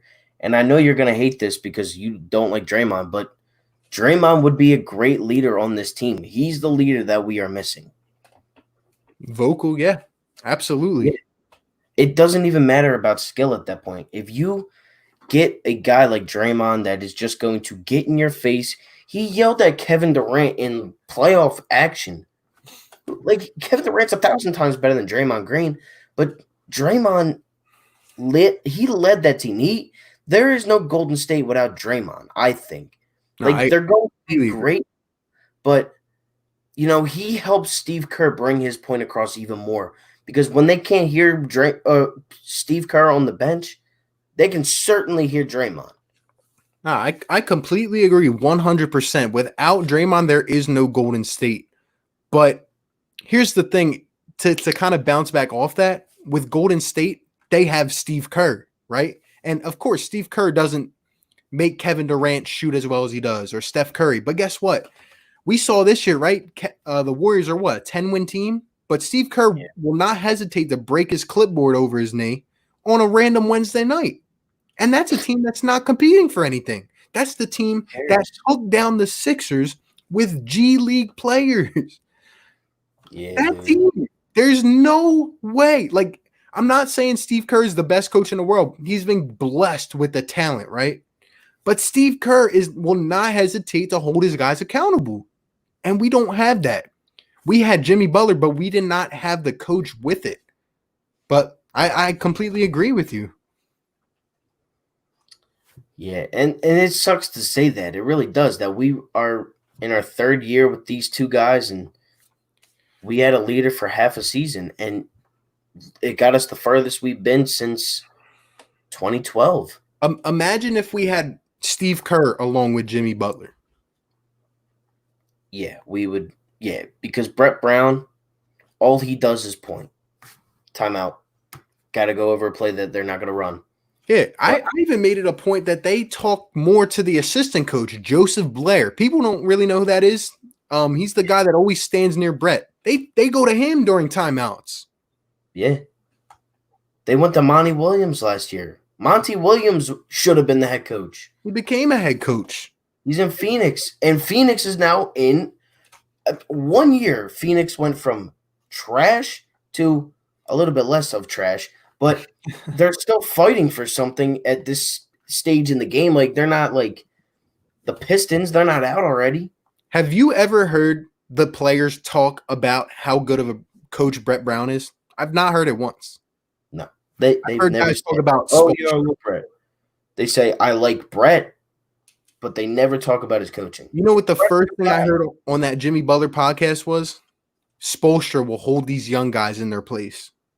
I've heard guys talk about Brad Stevens, Steve Kerr. I've never heard someone talk about Brett Brown. Nah. I hate that this is a topic every single time we come on this stream, but it's kind of hard to avoid it. It needs to be talked about. It can't be avoided. It needs to be discussed.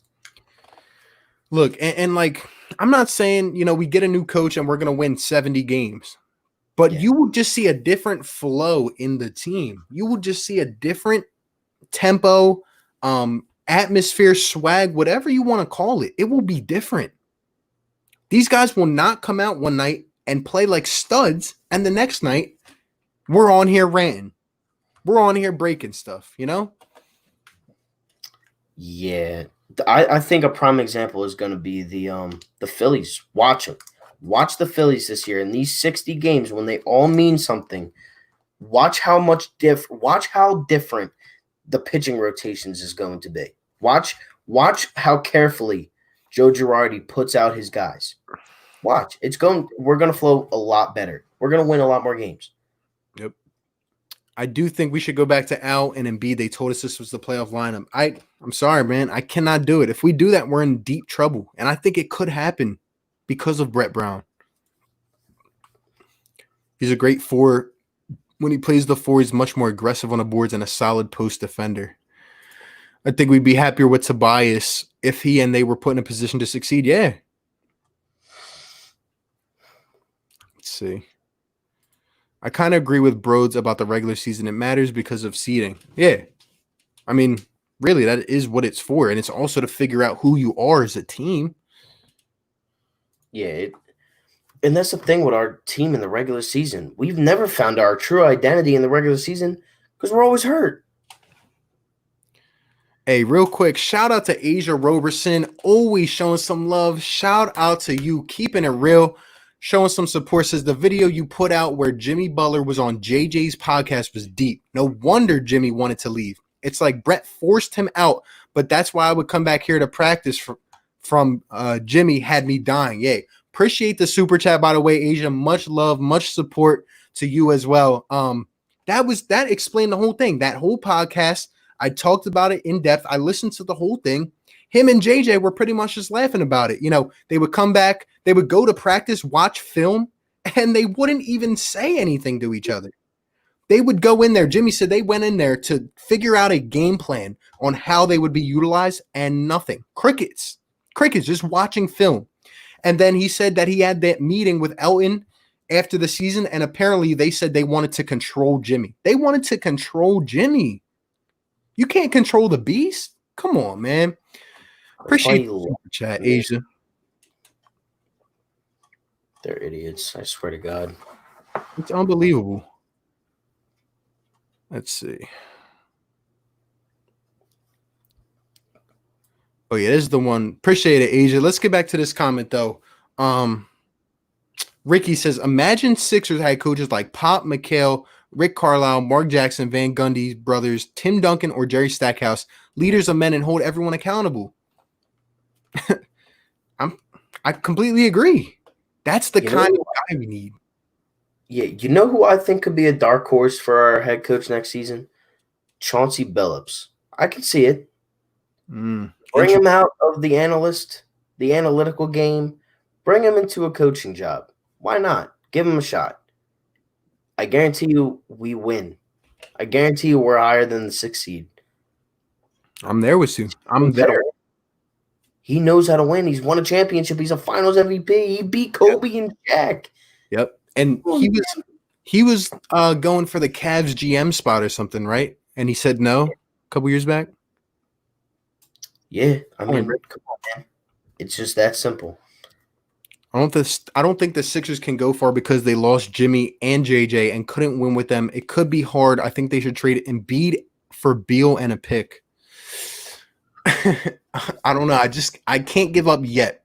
I need to see it under one of the guys like Ricky was just talking about. But why would we give up Embiid though? Of all people, Embiid, like you can move around a couple other pieces before you have to touch Embiid. You know what I mean? Like, yeah, I understand what you're saying. Get like Beal, but we're not trading Embiid for Beal. First of all, we're not doing that. That's just unfair to us. You're losing. I get Bradley Beal's like a good player and everything. Joel Embiid's a superstar. He's the best center in the league. Yeah. Arguably the best big. He's had the matchups against AD. Yep. Last MVP to win in the playoffs was Steph. Yeah, the playoffs are a different beast. Mike Scott is our Draymond Green, LOL. And I like Mike Scott too, but Draymond's an all-star for a reason because he knows how to win.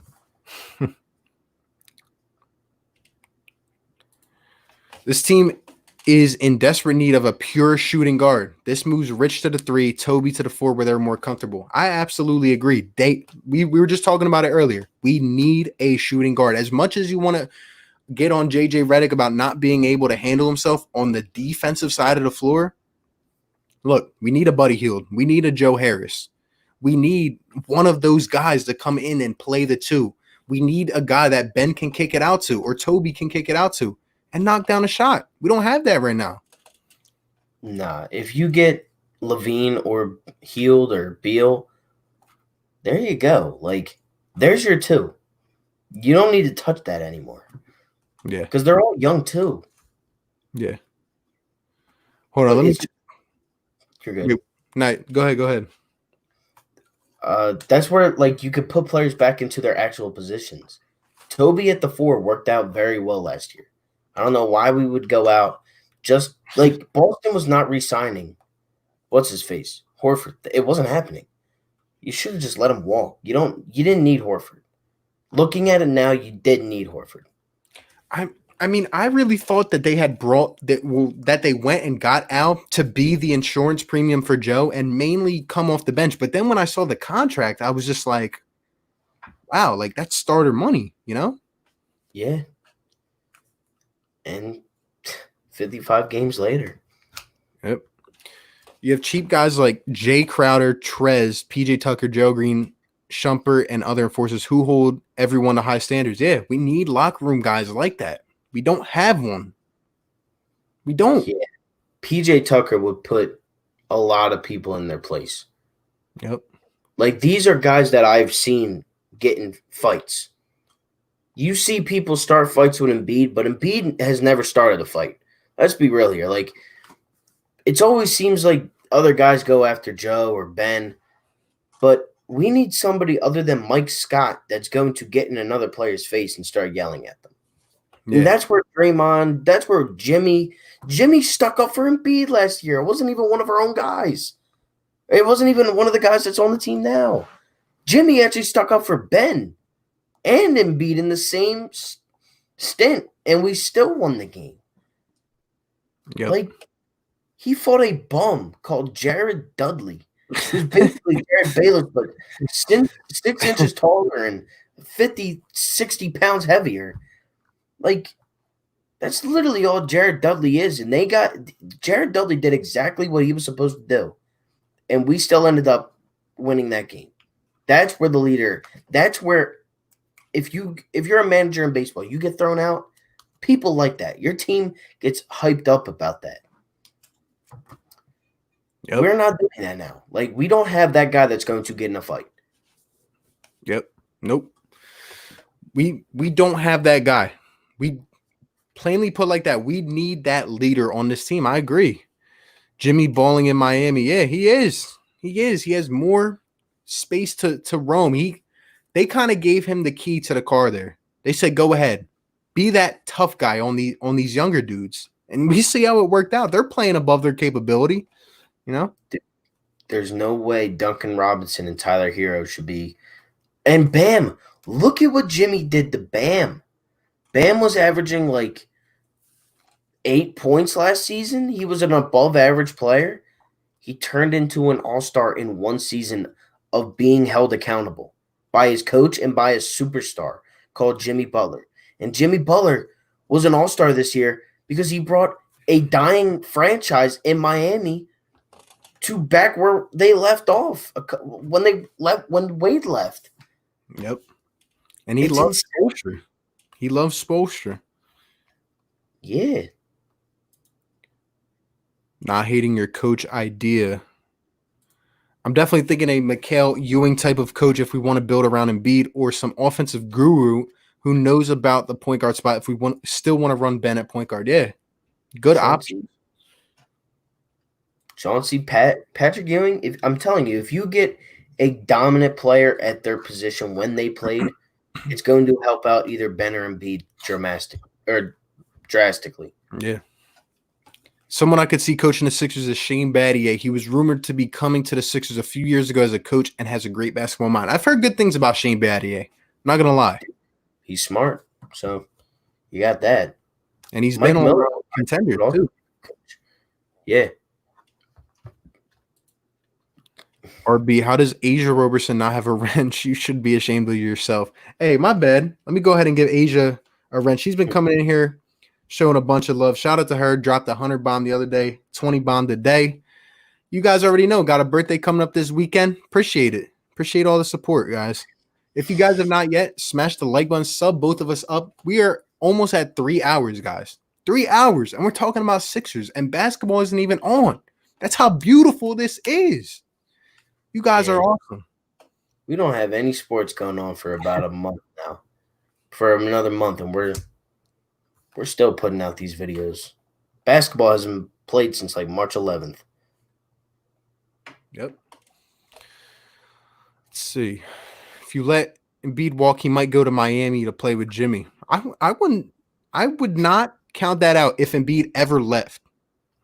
I mean, I think luckily for us, though, I think Jimmy will be a little bit too old by the time Embiid gets out, if he does. If we were to ever trade one of them two, though, Embiid or Simmons, I'm sending them to the Memphis Grizzlies or the Cavs or a team like that. I'm not sending them. Actually, no, I'm sending them in the other conference for sure. They're not. Yeah, I'll give them to the Kings. And I'll give them to the Kings. Yeah. Nah, you can't. Like, that's where we messed up. Like, we allowed Jimmy to go to Miami. Yeah. We just let it happen. At least JJ went to the Pelicans. Yeah. And it's crazy because JJ and Al, both of them have made the playoffs every year of their career. JJ's not going to make it. I'm sure he didn't see that happening. I'm sure he would have thought they would have been a little bit better. Zion obviously didn't play till later in the season. I think Josh Richardson's going to be a star, to be honest. He showed in the first couple years that, like, sleeper pick potential, but he's just kind of like narrowed off a little bit. I mean, his points per game has gotten better.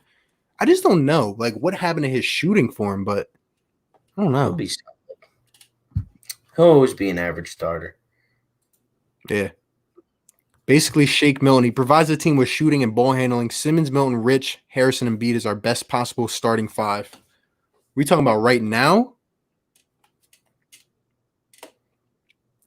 I don't know. I might even explore Rich off the bench, to be honest. Like I would probably put in a guy like Glenn Robinson III with at least with some experience.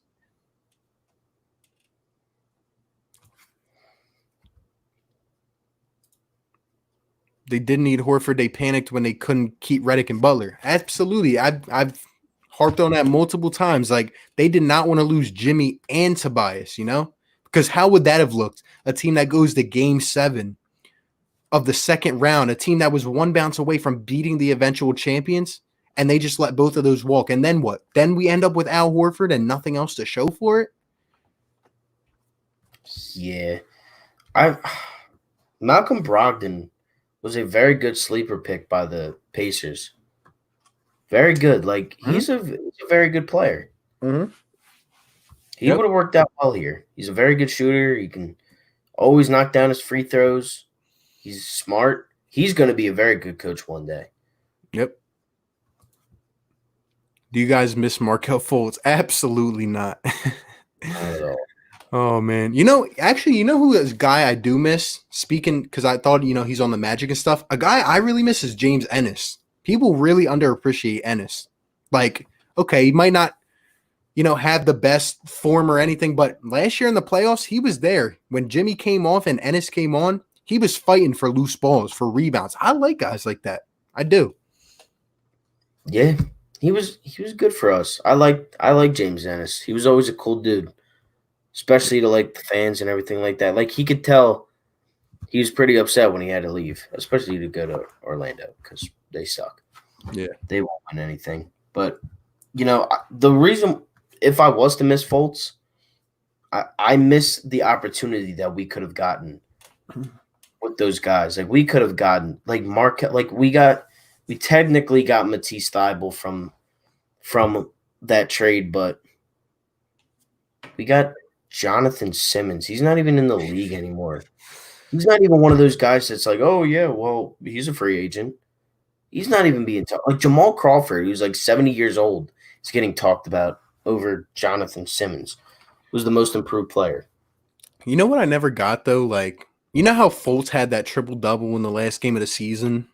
And then when we got to the playoffs, remember how I said Brett doesn't like youth? He just didn't use them. Yeah. I didn't understand. Like, we didn't even try him in the playoffs. But the last, I think it was 7 games of the season, he was doing okay. He was solid. Yeah, but we just didn't use him. Why would we do anything that's semi-smart? Especially when we're up 3-1 on a team. Right. At home, you just decide to not play anybody. Right. If we want to get someone like Buddy, we would have to trade Allen, a youngster. Who would you trade? I think it would be Zaire Smith, to be honest. Yeah, I'm not trading Tease, and he's really the only other youngster on this team, to be honest. I mean, I guess you could trade Shake, but I'm not doing that. Yeah. In what order do you put the top 3 centers? I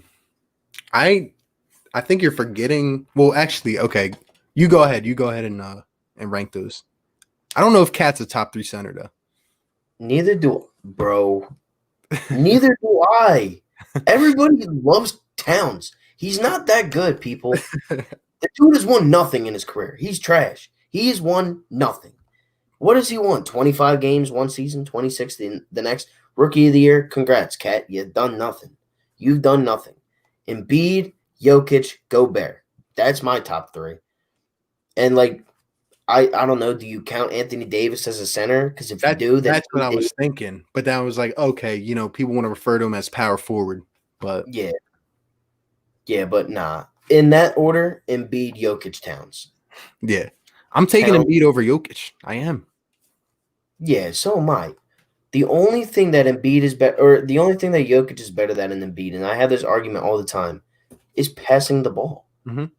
If I wanted the passing. I have that. I have Ben. Why do I need my center to pass now? Yep. Denver really doesn't have a solid passer like that. Yep. He's better at Eaton too. At Eaton, this guy can put on 30 pounds in a couple months. Yeah, people get on Embiid about his weight. Come on, man. They weighed Jokic. They said he was 250. I said, yeah, okay. 250, more like 275 on a good day. Stop that. Did you hear Jokic was tested positive? Yeah, crazy. He's not even allowed back yet. We need to fire Brett so bad. Telling me. Yeah, man. This has been the last hour of conversation. Right. It's crazy. We're still going 3 hours strong, guys. I mean, I remember it was dying down a little while ago, but you guys are coming strong in the chat. Shout out to all you guys. Let's see. Memphis, yeah. I'm sending Ben straight to the Memphis Grizzlies. Give me Ja, give me a first. You know what I'm saying? Nah. Trade Ben for Dame. Man, I'm telling you, another guy that we did not talk about tonight that I've referenced from the Portland Trailblazers. Oh no! Look at the most recent comment. Random person. Yeah, we'll get to that. But just what I was saying here, CJ McCollum could be another one that could find a spot in Philly. But let's look at this real quick. I disagree. I see Towns as the best scorer in the league, period. Along with a actually, you go ahead. You go ahead and finish that one. His It's defense it's a safe spot. You know, we're here to debate. below average, but he is better than anyone on offense. In the league, are you talking about centers or anybody? Because if we're talking about anybody, he's not even top 15. He's not even the best. Centers. I think he's talking about centers. Oh, well. Look at the team, man. He has to score. Who else? Literally, only D'Lo's on it. I guarantee you D'Angelo Russell and probably averages more points than Towns next season. Yeah. It will never be that way for Embiid. Yeah. Thing with Denver. Jokic will always be the second fiddle to Jamal Murray in the scoring category. Yep. Why do players come to Philly and forget how to shoot? It happens every time. Don't even get me started, dude. I don't know. The only person that didn't was JJ, and we let him walk. Yep. I was so happy when we signed JJ. I said, not only does it bring shooting, it brings a veteran that we highly need. And, yeah. We got both, and we just took that for granted, clearly. They probably think at this point we're just haters. Honestly, we just tell the truth, man. Like, this has been years of pain just building up. That's why I'm glad I can come on here and talk about this. Look, man, I love the Sixers more than any team in Philadelphia. I'm a season ticket holder. I go to every single game. They are painful sometimes to watch. Painful. Like, they have the greatest games that I've ever seen. You know, that 50-point blowout last year against the Timberwolves. You got the playoff games where Embiid dunks on Baines. You have, just so many games that I can, just remember off the top of my head. And they just disappoint. Yep. What's going on, drummer boy? Appreciate you being in here. Brett developed Fultz terribly. Yeah. Tried to well, actually, I mean, if we knew that Ben was at the point, I don't even know why we drafted Fultz. If we knew Ben was going to continue to be our point, but Tatum on this team would be so much better. One thing I'll never blame Brown for is Fultz. That was a head case of itself. Yeah, that was a weird situation. Brett embarrassed Fultz at the Celtics series, made him a bum, ruined his confidence. I mean, I think his confidence was ruined anyways. Yeah. I mean, I still know he got hurt. He definitely got hurt and didn't disclose it. There's just no way you come back shooting like that. Like, they diagnosed him with whatever, but a month earlier, I was watching him just fine. Like, come on. 20 games, yeah. If he didn't play as much as he did, maybe we win 55. Maybe we have home court advantage. Yeah, man. We know Brett. He takes time to figure things out. Karl Anthony Towns is honestly overrated. He's not bad, but I mean, come on. Yeah. And coming out of college, Cat was honestly one of the most intriguing prospects. Like, to me, he really screamed 10, 12-time All-Star type player from Kentucky. But he just has not lived up to that so far. He's kind of – he was supposed to change that franchise. Yeah. They're so That's what happens in Minnesota. I'm telling you, dreams come crumbling down. How long are you streaming? So honestly, I mean, you know, I don't know. We've been on here 3 hours. Like, you guys have just been coming strong. You know, we were thinking about getting off like an hour and a half ago, but I don't know. You guys are awesome. You guys are awesome. We'll see how this keeps going. I would doubt not too much longer, but you know, we're just doing our thing, just talking sports. Furkan Korkmaz. What's going on, man? I disagree with all of that. It has to be Embiid, then Okafor at 2, then Nerlens. Yeah. Let me just stop. There he is. Let me just stop. His face. There he is on a different account. That's Shane. Milne has the third best 3-point percentage in the NBA. Maybe we have the shooter we've been looking at all along. Yeah, but don't get fooled, people. Please. Yeah, I love Shake, but come on. He just started playing. He just really started playing real minutes. Let's not get fooled. At that point, some center probably is shooting like 90% from 3. Come on. But I feel you, though. Shake is going to be relied on to shoot a lot. Jokic has way better basketball IQ than Embiid. Yeah, that's passing, though. Like, he needs to do that in order for his team to succeed. Embiid just needs to catch the ball and shoot or score the ball. Like, that's what we ask Embiid to do. We don't ask him to pass. We ask him to grab the ball, dribble it a couple times, back, Bobby Portis down in the paint a couple times, and dunk the ball. That's what we ask of him, and rebound. That's it. Basketball IQ to me for a center, it goes away, but I'd rather have my point guard, Ben Simmons. I'd rather have him have the basketball IQ part. Yeah. But Jokic does have better IQ. I'm not disagreeing with you. Yeah. But I mean, they're both good centers, but I would just take Embiid given what I expect from my star center, you know? Yeah. What are you confused about? Oh, I think he's talking to someone else. Beat's got much better as a passer. He's averaging the lowest turnover per game of his career. Sometimes it hasn't turned to assists due to missed shots by teammates. Yeah. And like you had said earlier, we need to have better outlets. Like, there's just no flow in the offense, you know? Yeah, there is no flow. Cat can't be top 3. Scoring on a bad team has no defense. Yeah, you're not lying about that. It's atrocious. Do you watch playoff hockey? That Carter kid, you guys are really nice. Yeah, I watched some Flyers. I might do some Flyers videos, but I watch Flyers on my own time. Yep, right here. Right here. Yes, sir. Damn, I just got back from work. I wouldn't mind jumping in. Hey, what's going on, Joey? Hey, still going strong, man. You want to talk some Sixers? You want to throw in some crazy Sixers takes? Joey, what up? Yeah, show him some love, guys. If you guys have not yet, please check out my guy, Joey Shakes. Going to get him up here on a collab sometime soon. That's my guy, man. Awesome content creator.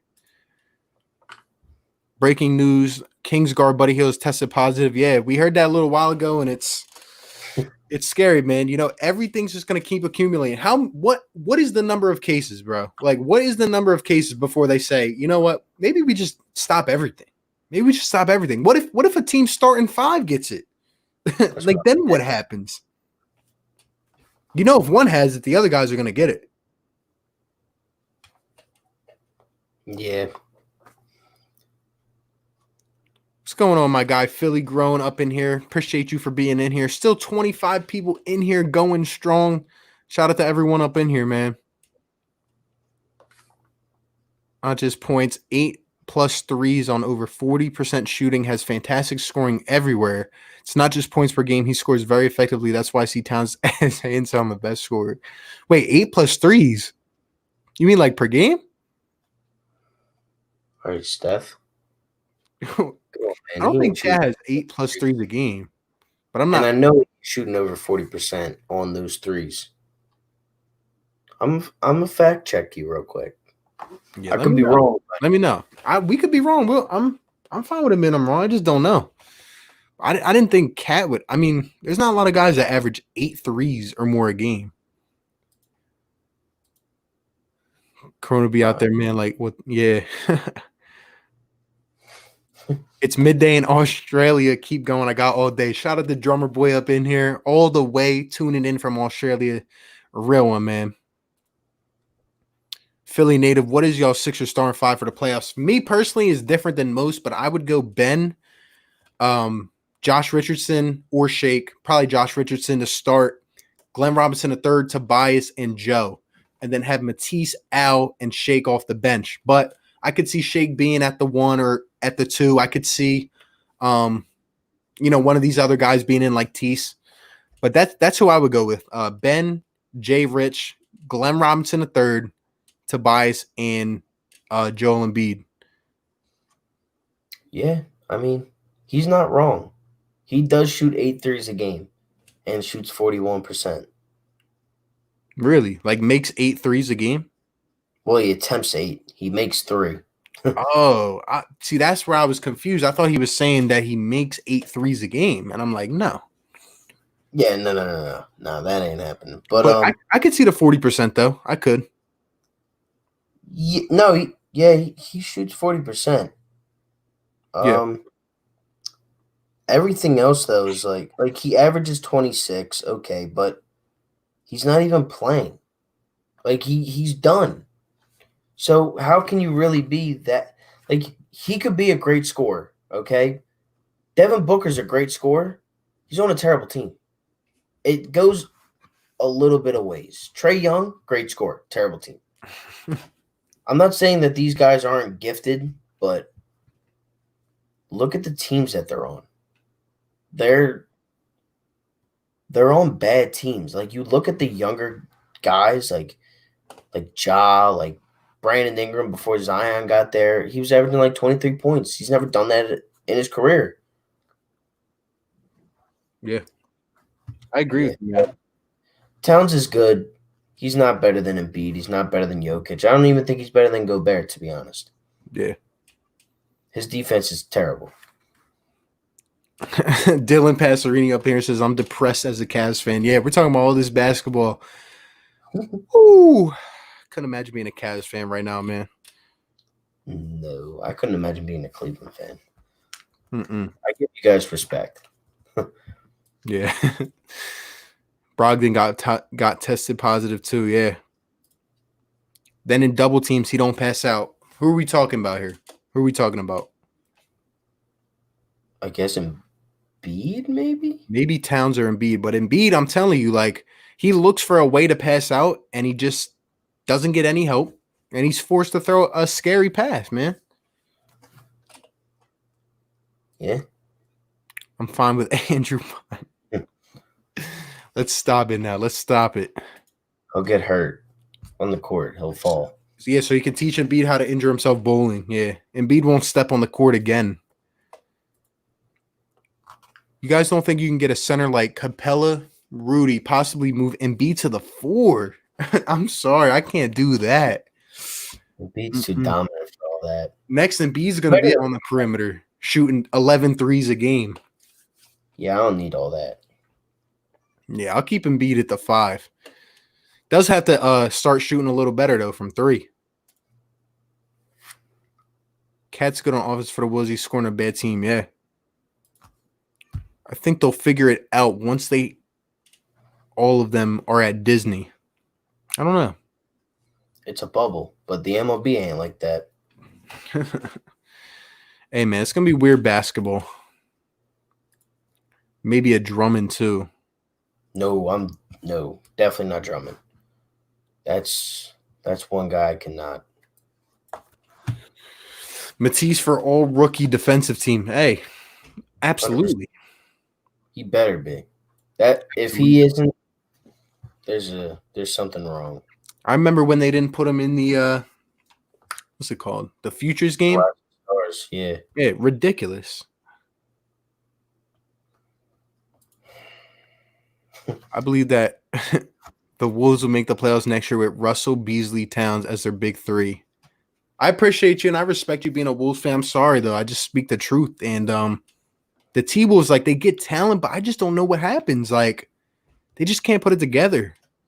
You had 2 number 1 picks back-to-back, and you've won one. You were like 41-41. Yeah. That Andrew Wiggins is sad. I'm sorry. Air Canada or like trash.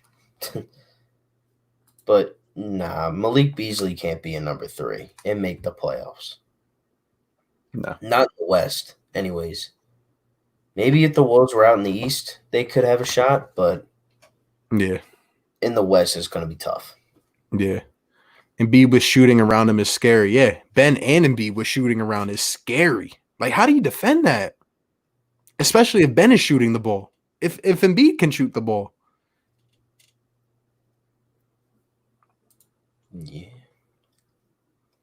Yeah, so he was talking about Embiid for Yeah. Yeah, I just think he's in bad situations. Like, it just the offense does not flow together. There's no outlet passes. Like, teams are going to double team him all the time. He'll either, power through it or he'll look for someone and he ends up committing a turnover because there's no one. There's no one there.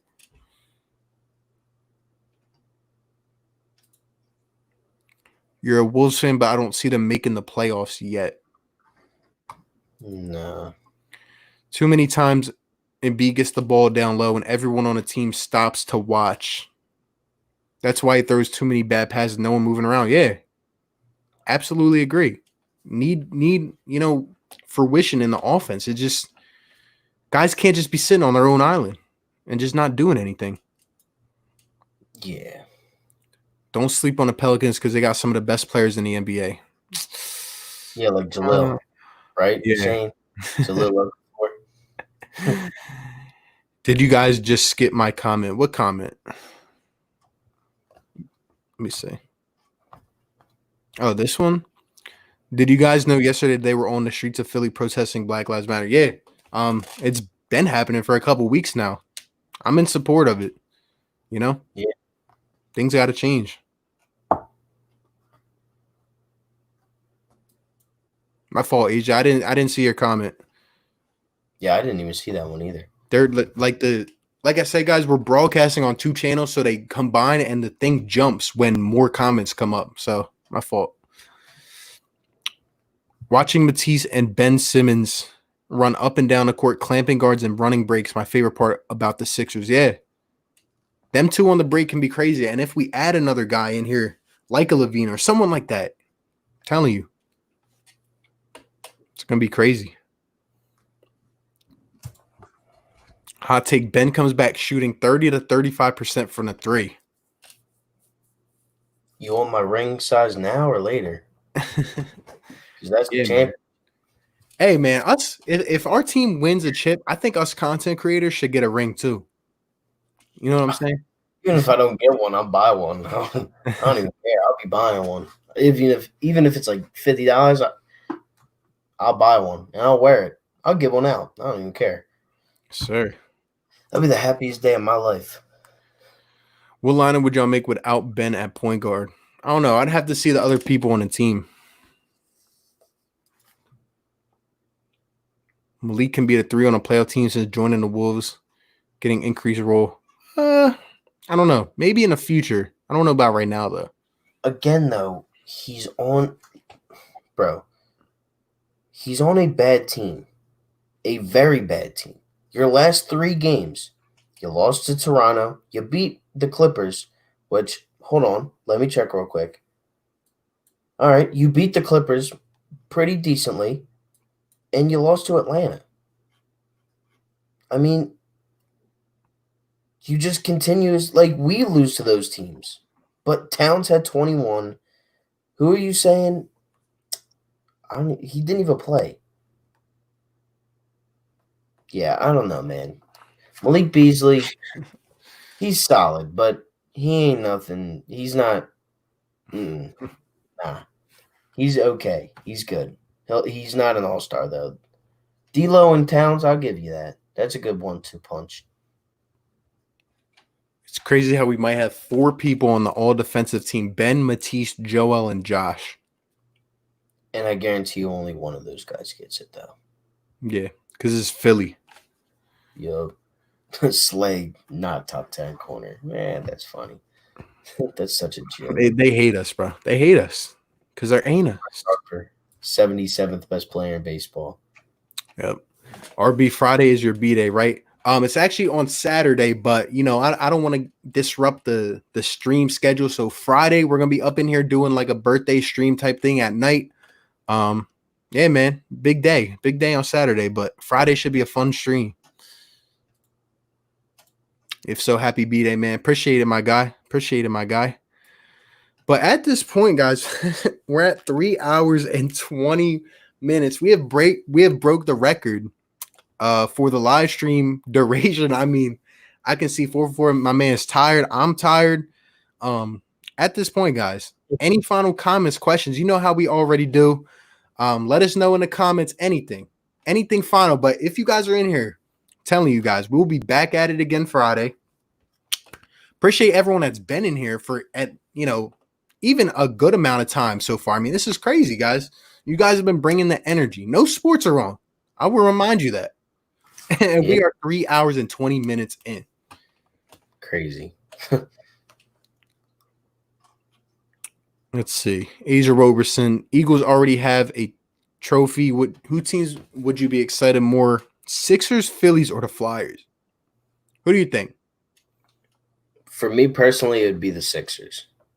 Just because that's the team I followed the longest out of my life. And just to get that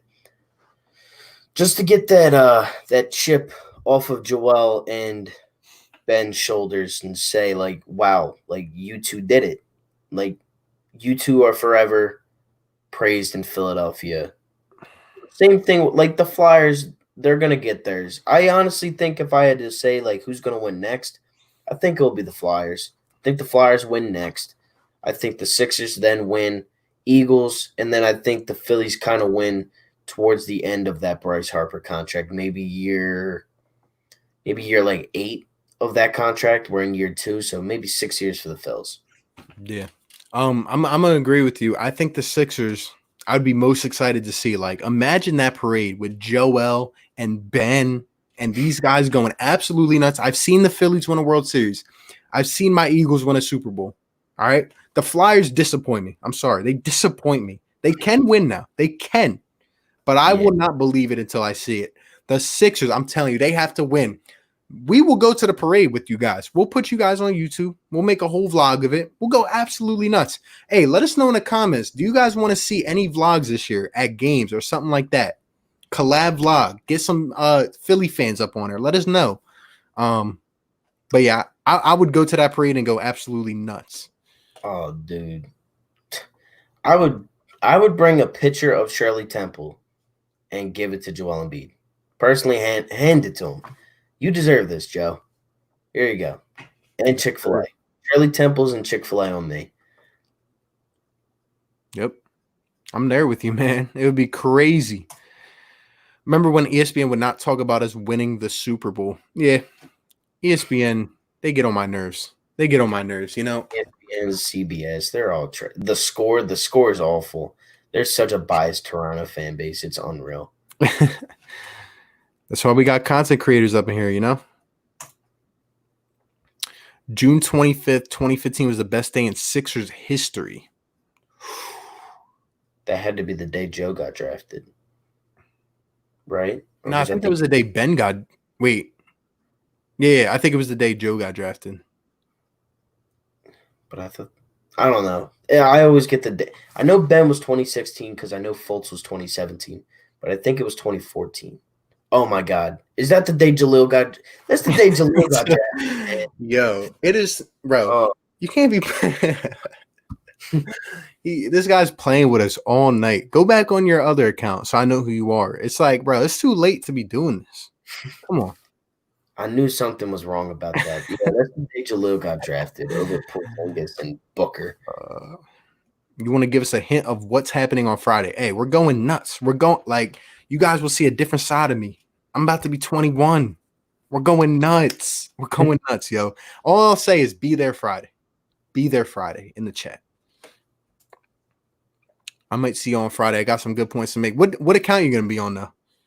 Because like you're kind of messing with me right now. Just don't say anything about Chip Kelly. These comments are too funny, yo. Yeah, Timberwolves, haven't watched them since the deadline. Don't be surprised if they compete. We'll see. Look, for your sake, I hope they do because they're not a threat to me. And Leah Davis says, of course, vlogs would be lit. Shirley Temple, thinking of the actress. Do you know EDP? He's on suicide watch on Philly sports, especially the Eagles. Yeah. They during my draft reactions, they said I was an EDP wannabe. That's what they said in the comments, but EDP's funny. Yeah, that's not even being a wannabe. That's just raw reaction. 21, you could drink now, RB. Hey, you already know. Like I said, guys, just wait on it. Just wait on it. You think these streams are good now? Wait till we get to that next level. Gonna be absolutely nuts. Guys, like you guys, we're doing this with no sports right now. Like imagine Joel Embiid hits a game-winning shot against the Boston Celtics to send them home. I'll come on here. I'll come on here shirtless. I'll go crazy. You kidding me? Yes, sir. You already know, my guy. You already know. An EDP wannabe. Yeah, that's what some of these Cowboy fans were titling me as. Or even some of the Eagles fans, to be honest. They said I was an EDP wannabe. Just because I did a draft reaction. I'd never even watched EDP before the draft, to be honest. He said my regular prob. I'll see y'all Friday or next Sixer stream and do a vlog in New Orleans one day. I don't know if I'm coming to NOLA, man. And if I do, it'll be in a way Eagles playoff game, and we'll beat down Drew Brees and the Saints. Yeah, while Ja is in attendance. And then I'll make fun of him too for being a bust. Oh my God. I thought you were like 25, 28. Nah, I'm a young buck. But you already know. At this point, 3.5 hours, guys. 22 people still in here. Shout out to you guys. Shout out to the ones that have been rocking with us this whole night. Brokey, Barm, Asia, Shane Camping, whatever your name is, Jaleel Okafor, everyone that's been in here. Aaliyah Davis, y'all are some real ones. Let me just tell you guys that. Y'all are some real ones. Appreciate you guys. Like I said, guys, tune in Friday. It's going to be an episode. But I appreciate everyone that's been in here. You got any final thoughts, my guy? Not really thoughts, just, thank you guys for rocking out with us for the last 3 hours and 3.5 hours. I mean, that's a long, we're literally, you guys might not like baseball, but this is literally baseball for you. Like, this is the amount of time that a baseball game goes. I'm happy that sports look like they're coming back. Great videos will be coming out very, very soon with all that. Again, appreciate you guys tuning in to me and my guy RB. Big things coming Friday. Be there. Lit stream. Go Eagles, go Flyers, Sixers, Phillies. You know the deal. Yep. And we appreciate, like he said, we appreciate everyone that's been in here. We know these are long streams, no sports to really talk about, but hey, we get through it. We are a family going up. My guy's on the road to 1K. I'm almost at 2K. Let's try to help us hit those milestones, but we appreciate all of you guys so much. We'll catch you in a couple days. And once again, thank you for being on here tonight. With that being said, I go by RB, host of Philly Take with RB. 444 Philly Phan. I'm out. Peace. And we will catch you on the next one. Peace.